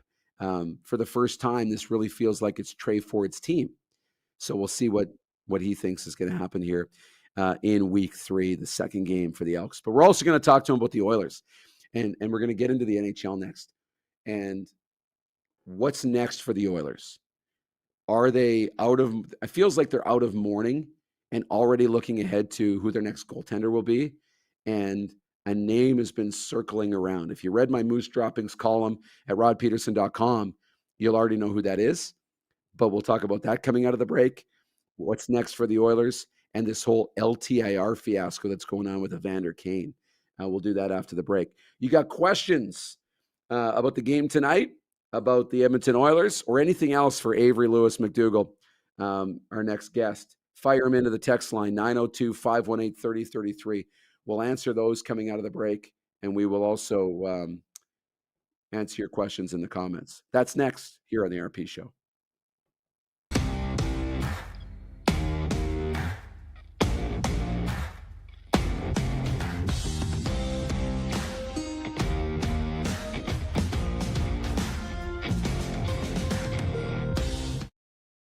Hi, my name is Logan Stankoven.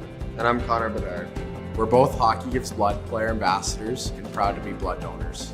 There are thousands of patients each year in Canada that rely on a generous stranger to save their life. Please book an appointment today to donate blood at blood.ca/HGB.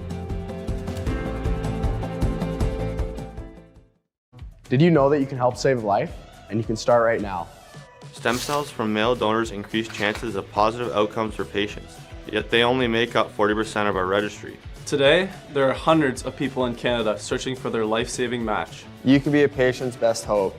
Be a hero by registering with Canadian Blood Services Stem Cell Registry now.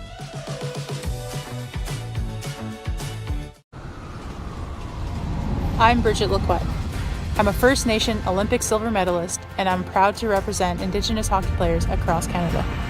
Each year, hundreds of Canadians need a stem cell transplant from an unrelated donor to save their life. Anyone can have a hard time finding a stem cell match, but for Indigenous peoples, it can be even more difficult because just over 1% of prospective donors on Canada's stem cell registry are of Indigenous backgrounds. Be a hero. Join me in Hockey Gives Blood in helping to make a life-saving difference to those in need. Register today at blood.ca/beahero.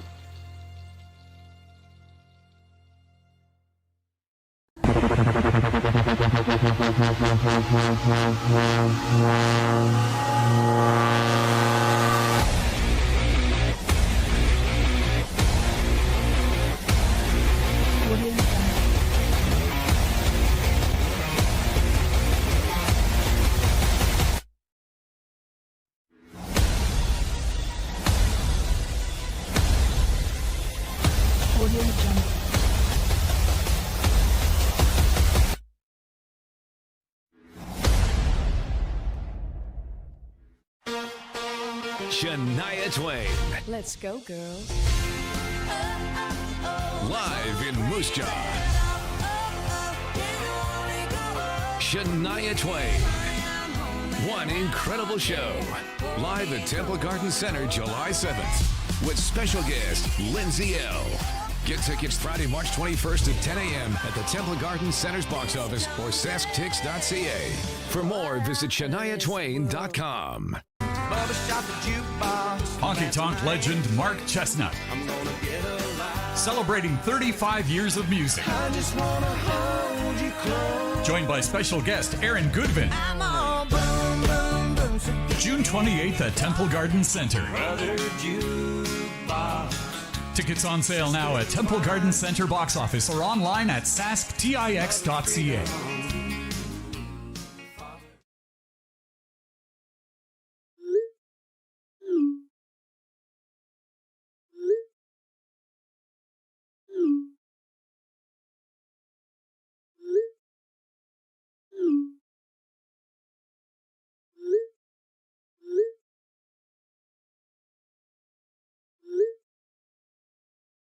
Hiring a video company shouldn't be complicated. Click, pay, done. Skycron.com/Regina.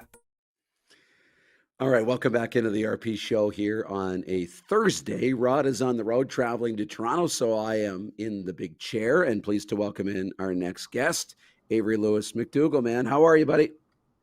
I'm good, Darren. How you doing, buddy? How are things? I'm doing really good. Yeah, things are great, man. Been a hot minute here.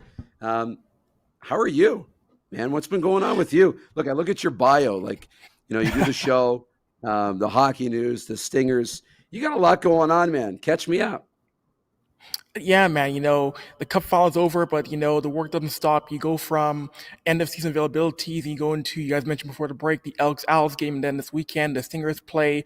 Being a true sports journalist, when hockey ends, it's into football, into basketball all summer long. What's number one for you? What's your number one? I would say number one, it is covering the Oilers, but I do love covering basketball in the city because Edmonton's basketball heritage is so rich, be it, the CEBL, Nate, the Golden Bears, the Pandas. I love making sure that basketball coverage is adequate in Edmonton, much like hockey coverage, Darren. Man, that's when you came on my radar, was covering the Golden Bears and the Pandas. My love for university sports and, mostly in Saskatoon, covering the the U of S Huskies and the great rivalries they had with the Golden Bears, especially in hockey. And Obviously now in the Canada West, we know with the Golden Bears football program, I think has taken a massive step forward in the last, 5 or 6 years. It's been a really, really fun to watch. So that's where, I feel like, we connect a little bit. But, on this Oiler thing, man, I don't know where we're at, because I feel like the community's still in mourning. But also the blows don't stop coming, man. This LTIR thing with Evander Kane coming down, shortly after losing the cup, it's just salt in the wound. What's going on in Edmonton today? How are people feeling? People right now, I think there's a sentiment of, man, this team was right there once again, 2 years in a row to go to the cup final and lose the exact same team. It is tough, but being in the room for the availabilities with guys like Evan Bouchard, Leon Draisaitl, Corey Perry, these are guys who say, you know what, yeah, we did lose again, but we want to stay in Edmonton and we want to run it back one more time, because we know this team can get better and this team can find a way to overcome that barrier coming into next season. This team is, you're right. And I talked about that this week. I mean, I could easily see Edmonton right back in this situation. They're one of the favorites already. I mean, it's early to be right back in the cup again next year. But, Oiler fans, they want change, right? Because you get to game 6, but you don't win. And as the series drew on, it ended up not being as close, especially obviously games, 5 and 6. And for a time in the first period of game 4. But this team is really good. Like, everybody wants to crap on the goaltending, and maybe the goaltending needs to change. They obviously weren't good enough when you have Sergei Bobrovsky on the other side, who's going to go to the Hall of Fame and was unbelievable. Stuart Skinner and Calvin Pickard, yeah, it wasn't flashy. It wasn't great. The numbers aren't good, but they got you to game 6 of a cup final. They got you to game 7 last year, Stuart Skinner did, of the Stanley Cup final. The shutouts that he put up when he was really good at times. And if you're going to go out and get another goalie, in maybe free agency, maybe via trade, maybe you got to pay somebody, then that's money you can't spend somewhere else. And they're also talking about the age of the Oilers, and they've got to get younger. And maybe we need to spend more money and get more depth. Look at all the depth that the Panthers have. And there's an extension kicking in for Draisaitl, and Bouchard makes more money, and then guys need to make more money. It is hard to fix all the issues. What's the number one issue that the Oilers need to address this offseason? That's a really good question, Darren. So I do think this team needs to go and address goaltending. Like, I'm a big Stuart Skinner guy. I've always been a big Stuart Skinner guy since he came into the league. But I do think next year you need to go in and get another goaltender that can support Bears and Calvin Pickard. So I do see his team. My target is Alex Lyon. That's the guy I want to go in, get Alex Lyon, who is, among the 500 goalie tenders in Detroit, or go get Jake Allen out of New Jersey. But I feel that you can't run it back to get Pickard and Skinner again. But I do think Stuart Skinner is an NHL netminder. He's shown before, yes, his game has been up and down, but in big games, he has the ability to get the wins. I do think that you got to get him a true 1B goaltender next year, be it a Jake Allen or an Alex Lyon in my mind. The name that popped up was Calgary's Dan Vladar. Are you hearing much about that? And is Dan Vladar somebody that Oiler fans would accept as a starting goaltender? Because, he's been really good in Calgary at times, but this is clearly Dustin Wolf's Calgary Flames moving forward. Dan Vladar is an interesting name, and it would kind of go along, like, it wouldn't be unprecedented. Mike Smith from Calgary to Edmonton not that long ago, when they went on a bit of a run. That's a name that's jumped up that I've seen a little bit. Interesting. I've not heard Dan Vladar. I've heard, of course, John Gibson. He's come up quite a bit. Of course, people would still love to see a return of Cam Talbot to Edmonton, but I have not heard Dan Vladar. And I don't know if he fits in with Stuart Skinner. I'm not sure he's going to be the best guy to be that kind of goaltender. So I would think more likely your names are a John Gibson or an Alex Lyon. But John Gibson, he's been a guy who has popped up over the past few months. Of course, the big concerns have been, can he stay healthy? But Dan Vladar, that's an interesting one. I've not heard Dan Vladar in Edmonton yet, Darren. And John Gibson's a name that seems to pop up every year for teams. He was popping up now for Edmonton. He popped up as an option for the Leafs.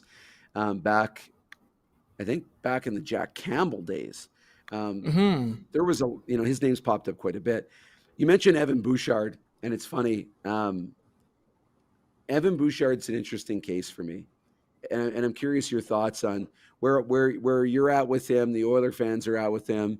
I talked to some really diehard fans, and during the year they're really down on Evan Bouchard, and Bouchard's not the guy, and we got to move on from Evan Bouchard. And then, all he does is put up points in the playoffs and is really good.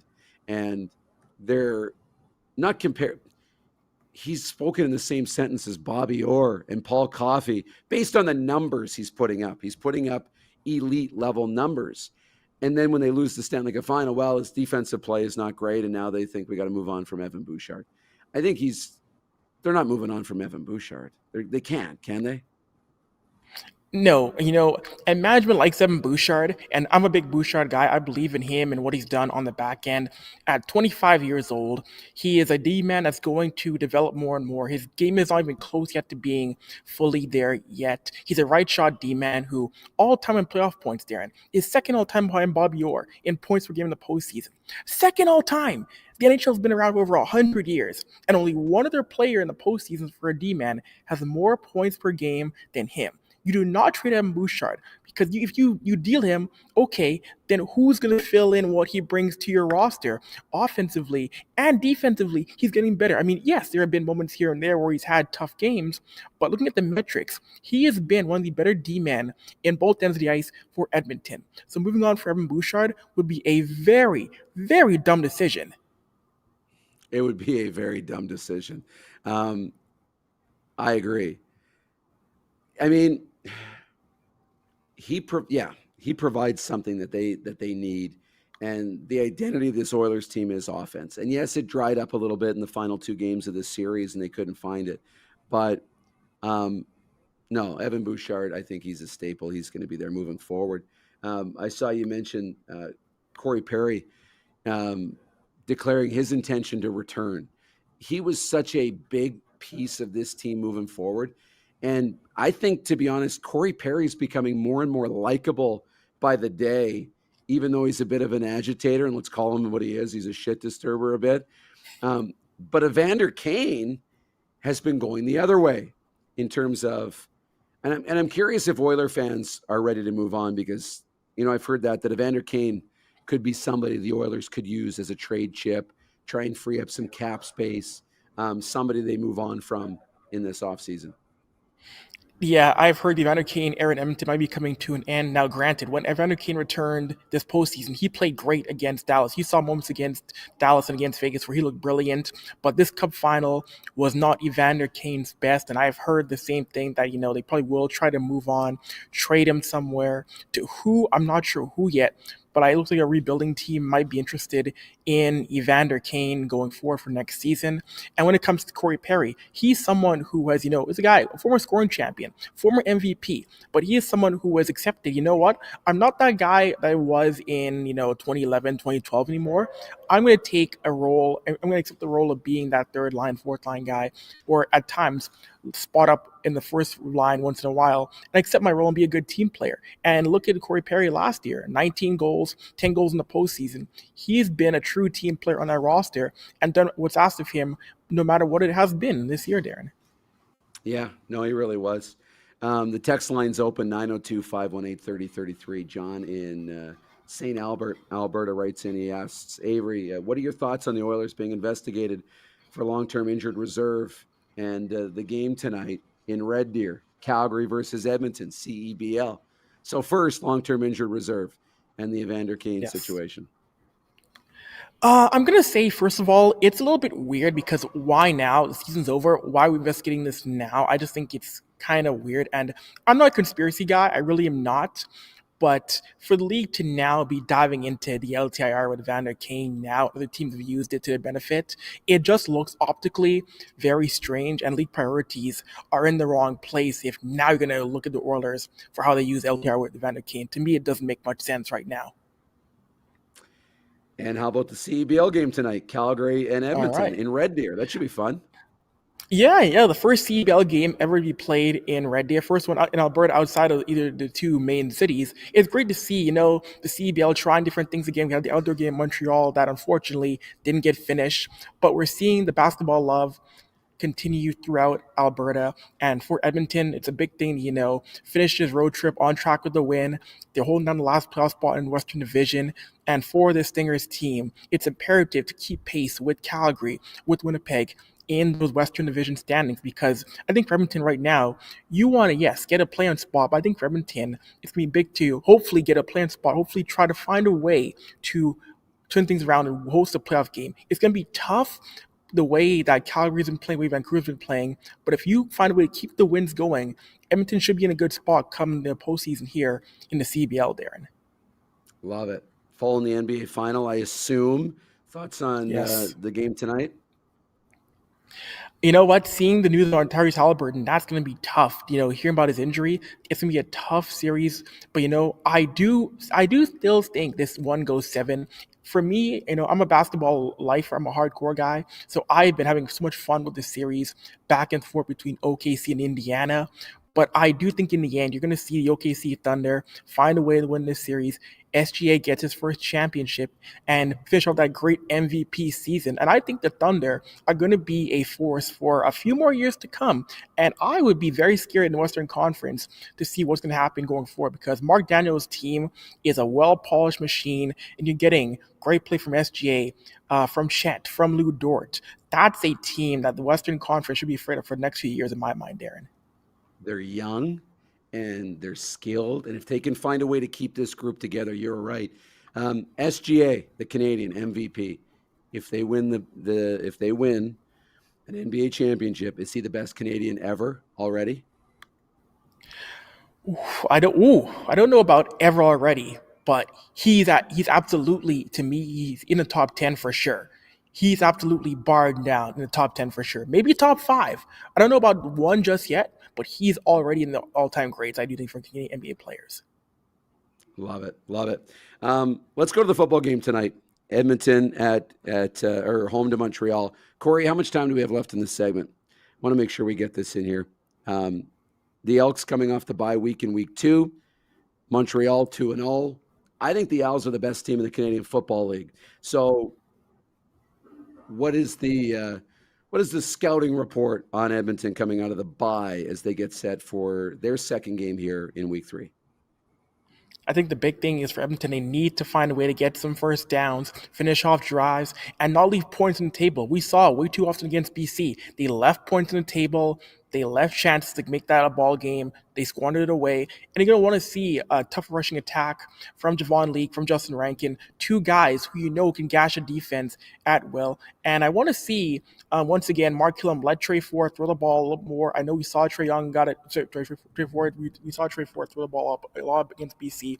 But I want to see, that ability of Trey to throw the ball against Montreal. But one thing about Trey is that we know he can extend the play with his legs more and more. He's so dynamic. I think for the defensive side of the ball for Edmonton, they got to get sacks. They got to get to Alexander. They got to find a way to pressure him. And we know Davis Alexander is tough to beat. He is a tough guy to beat on a quarterback. So got to find a way to get to him, get the rushing attack going early. Edmonton should be okay in a rainy ball game. I'm really looking forward to this one. Trey Ford, for me, this feels like this is finally Trey Ford's team. I'm not hearing a lot of Cody Fajardo might get some extra reps or Cody Fajardo this. And, with McLeod Bethel Thompson or whoever they had before, there was always that controversy. Am I reading this right? This feels like Trey Ford's team.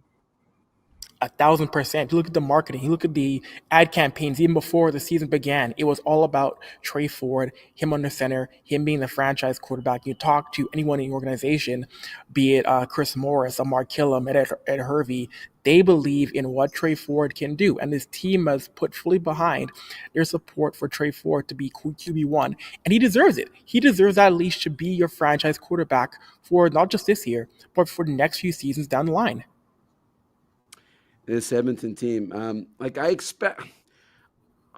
really excited for this game. Now it's tough because the market's had such tough starts to the year, right? They started 0-7, 0-9, 0-3 going back 3 years ago. 0-1 out of the gate. They've got Montreal, got to follow it up by playing Winnipeg, with a fan base that's starting to come back. They had a great finish last year, put a run, came close. A team that I can expect to continue to take steps forward. How's the fan base been around this team and Mark Killam and this new version of the Edmonton Elks?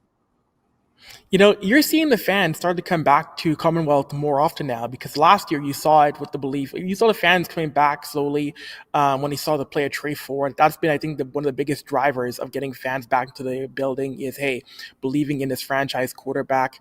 And a lot of fans believe in the messaging of Mark Killam in terms of what he's going to do to return this team to glory. And you bring back guys like Ed Hervey, who fans loved. You bring in Chris Morris, who shared his vision of what it's going to take for his team to get back to success. And, you know, when Ed Hervey tells people that, you know, hey, my goal is to win Grey Cups again, people want to listen to him because he knows what it takes to win a Grey Cup as a GM, as a player. He knows success. So people believe in him and what he's going to see. And the fans believe it. The fans saw the progress last year. The fans are seeing it when it comes to the acquisitions they made this year. So fans going to be behind this team more so than they ever were, I believe, in, say, 2021 or 2022, or even 2023. Gonna rain tonight. We know that. It's supposed to rain tonight in Edmonton. Just pulled up the forecast. 15 degrees, rain, a little bit of wind. Look, just a 1.5 millimeters of rain, but there is a 90% chance of rain throughout this game. Maybe the sun peeking out in the third or fourth quarter, about 9 o'clock. That's not so bad. 15, light shower. I hope that doesn't keep people away, man. It should be fun. Anything else on your mind here? We're inside a minute or inside 30 seconds here. I would just say, you know, my goal with the Elks is hopefully one day, you know, right now the Upper Bowl of Commonwealth is closed. One day I want to see a game this year where the Elks are winning and we get a full Commonwealth Stadium capacity with both bowls open. That would be great. Avery, appreciate this, man. I thought we had a few more seconds, but all good. Avery Lewis McDougall joining us here. Back after this on the...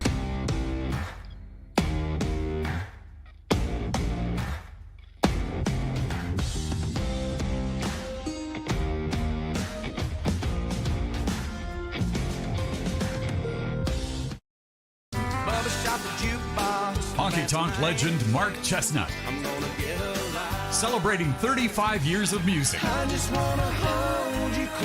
Joined by special guest Aaron Goodvin.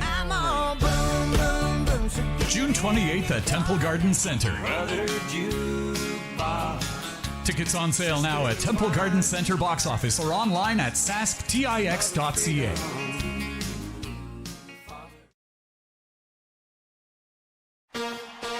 Shania Twain. Let's go, girls. Live in Moose Jaw. Shania Twain. One incredible show. Live at Temple Garden Center July 7th with special guest Lindsay L. Get tickets Friday, March 21st at 10 a.m. at the Temple Garden Center's box office or sasktix.ca. For more, visit shaniatwain.com.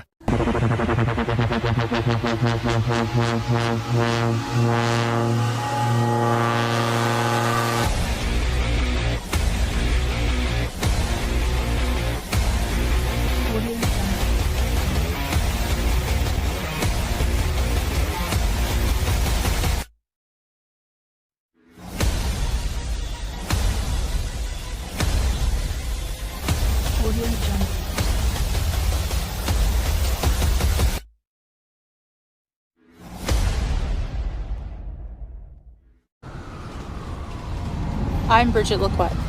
I'm a First Nation Olympic silver medalist, and I'm proud to represent Indigenous hockey players across Canada.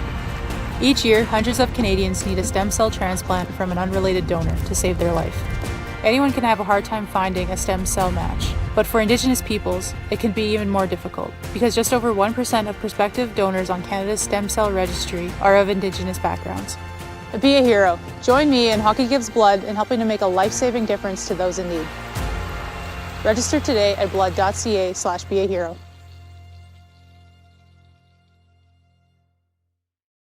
Did you know that you can help save a life? And you can start right now. Stem cells from male donors increase chances of positive outcomes for patients, yet they only make up 40% of our registry. Today, there are hundreds of people in Canada searching for their life-saving match. You can be a patient's best hope. Be a hero by registering with Canadian Blood Services Stem Cell Registry now. Hi, my name is Logan Stankoven. And I'm Connor Bedard. We're both Hockey Gives Blood player ambassadors and proud to be blood donors. There are thousands of patients each year in Canada that rely on a generous stranger to save their life. Please book an appointment today to donate blood at blood.ca/HGB.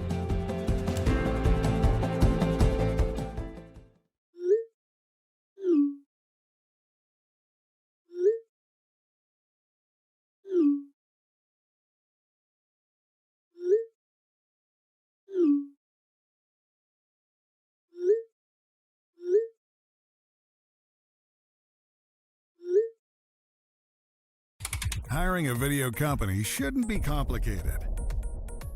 Click, pay, done. Skycron.com/Regina. All right, welcome back into the RP show here. Quickly in a commercial break. We're just playing around with our camera here. Give me one more second.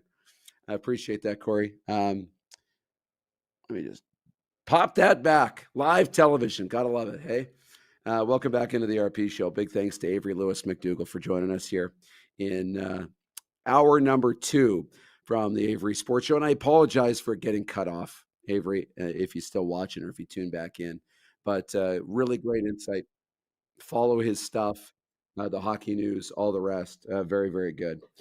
Jeremy's watching today. He says, the Corey Perry curse. He's lost 5 of the last 6 Stanley Cup finals. Corey Perry, Montreal, Tampa, 2 with Edmonton here as well. Unbelievable. But you know what? He's a guy who's really found a way to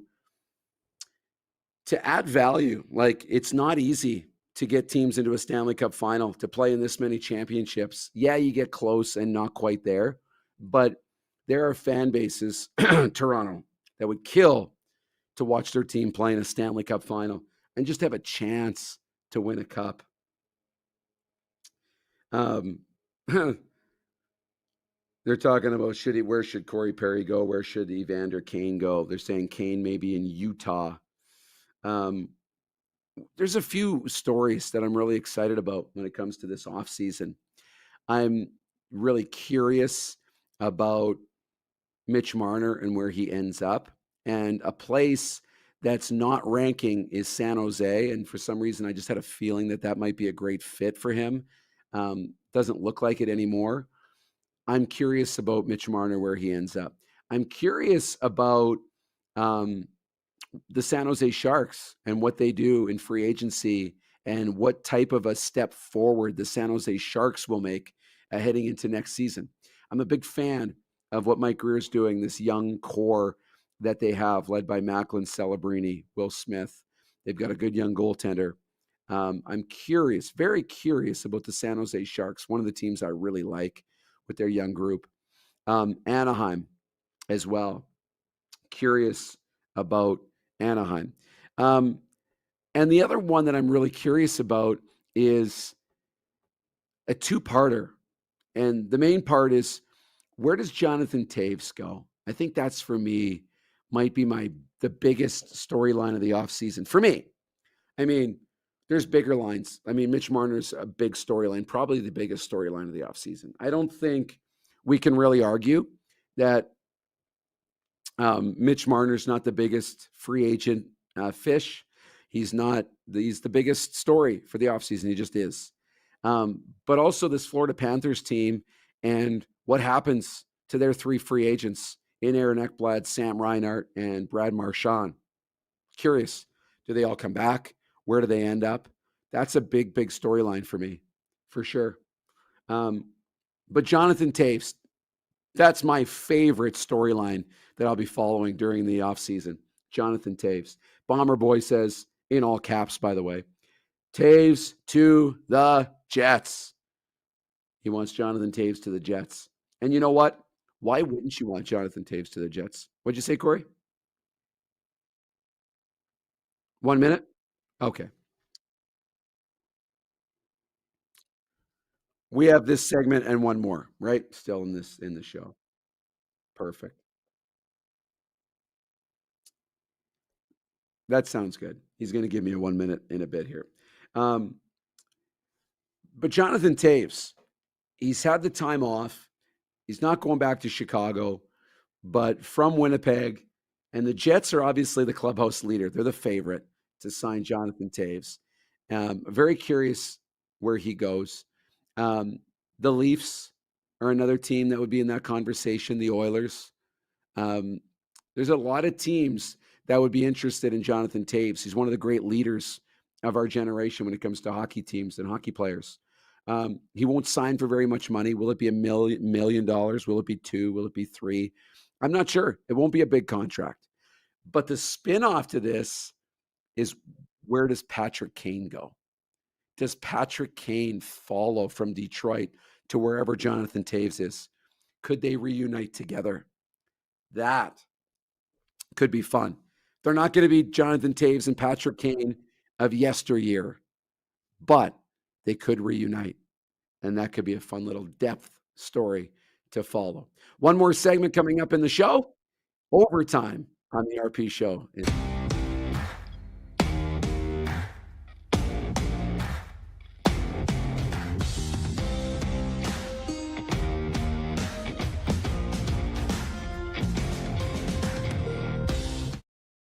Hi, my name's Logan Stankoven. And I'm Connor Bedard.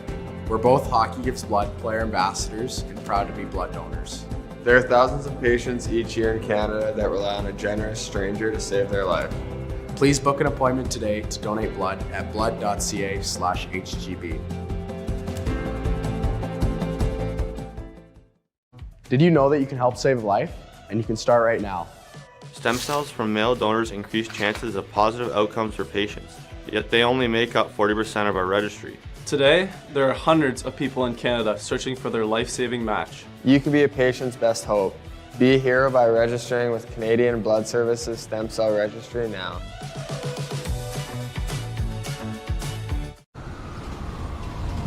I'm Bridget Lacquette.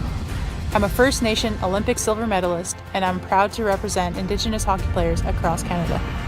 Each year, hundreds of Canadians need a stem cell transplant from an unrelated donor to save their life.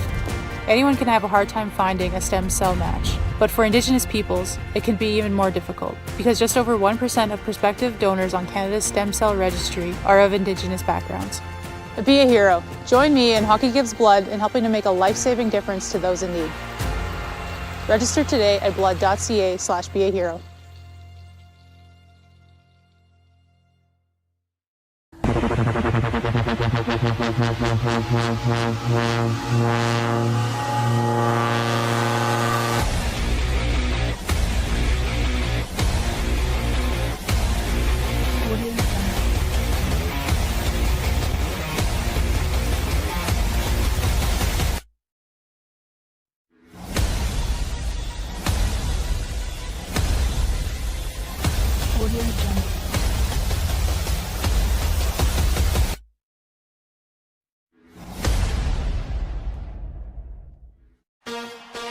Shania Twain. Let's go, girls. Live in Moose Jaw. Shania Twain. One incredible show. Live at Temple Garden Center July 7th with special guest Lindsay L. Get tickets Friday, March 21st at 10 a.m. at the Temple Garden Center's box office or sasktix.ca. For more, visit ShaniaTwain.com. Honky Tonk legend Mark Chestnut. Celebrating 35 years of music. Joined by special guest Aaron Goodvin. June 28th at Temple Garden Center. Tickets on sale now at Temple Garden Center box office or online at sasktix.ca.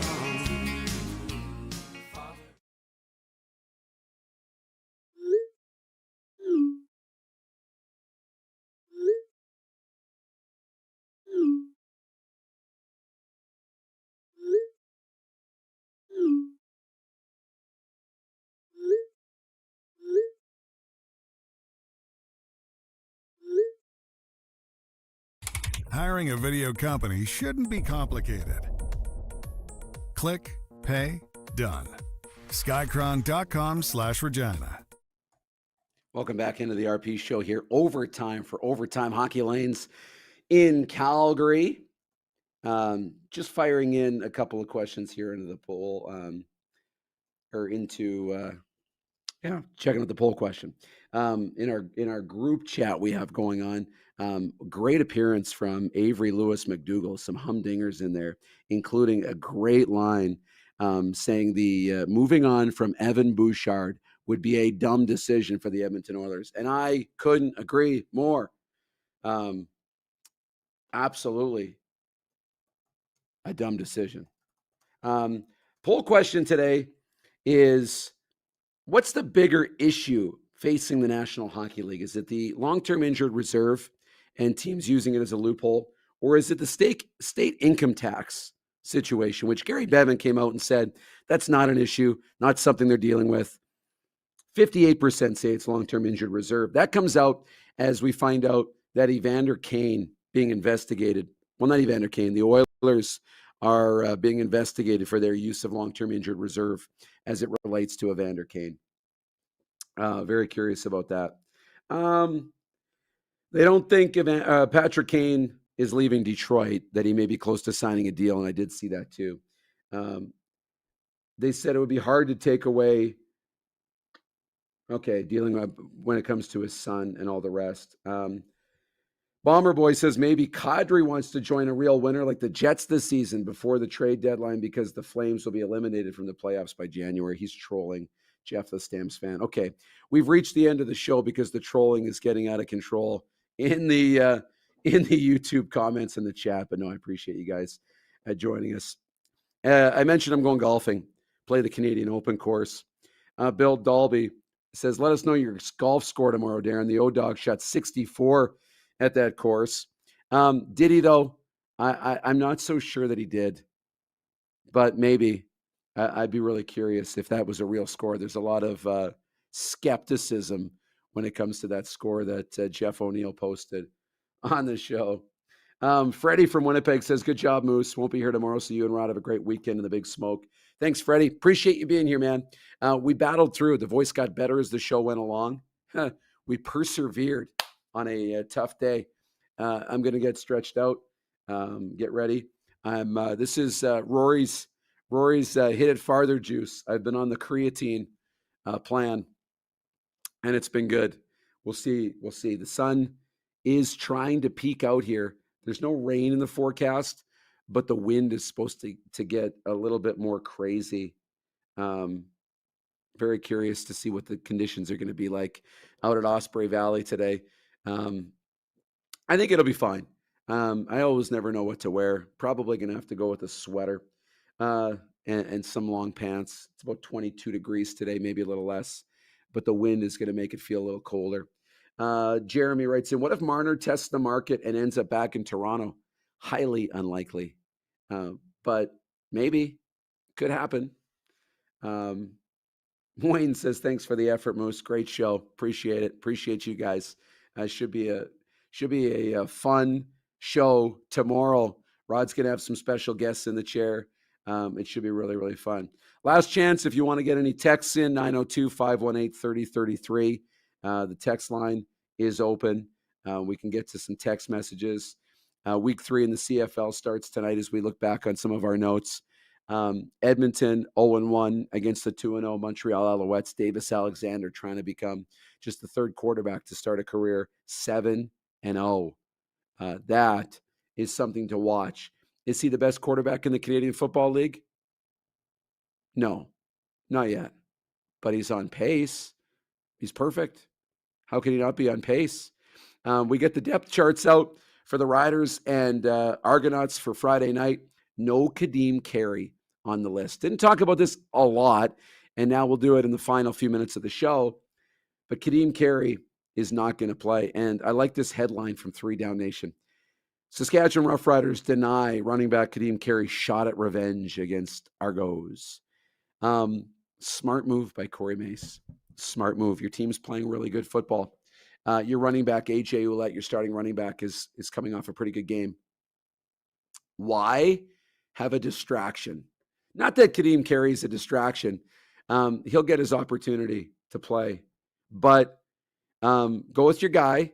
Go in and play. The Argos are beat up. They still won't have Chad Kelly. Chad Kelly looks like he's tracking towards a week 4 return, which be much needed for the Argos. But he's not. Doesn't look like he's tracking to play yet. So that's interesting. Other quarterback news, it's also looking like Dustin Crum will be the starting quarterback for the Ottawa Redblacks on Saturday. Took most of the reps today. Thought maybe Drew Brown early in the week he had taken some reps and thought maybe he would get a chance to play against Calgary. Ottawa opens as 3.5-point favorites against Calgary. Ottawa, 3.5-point favorites with Dustin Crum against Calgary. Calgary's at home. Calgary's 2-0. I think Calgary wins this game unless Drew Brown plays. I like Dustin Crum, but I think Calgary wins. I've got Montreal, Saskatchewan, Calgary, and BC as winners this week. BC 3.5-point underdogs. Calgary, the line has changed on me. My apologies. Calgary's a 2.5-point favorite. I'm looking at the Saskatchewan-Toronto line. It's right beside Toronto or Calgary-Ottawa. Saskatchewan's 3.5-point favorites. Calgary's 2.5-point favorites. Winnipeg's 3.5-point favorites. And tonight, get things started. Montreal, the biggest spread of the week, 6.5-point favorites against the Edmonton Elks, but they play each other close. These games are always within a touchdown in the final 3 minutes. So I expect nothing less. Big thanks to Taylor Shire joining us back in hour 1 to kick off the program. Big thanks to Avery Lewis McDougall for joining us in hour 2. Football Friday on the way tomorrow. Rod will be in the GTA. Enjoy that. That should be a lot of fun.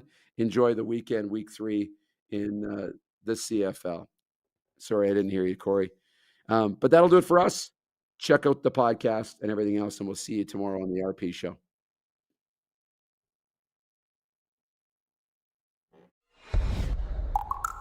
Now I'm the whore and the pimp.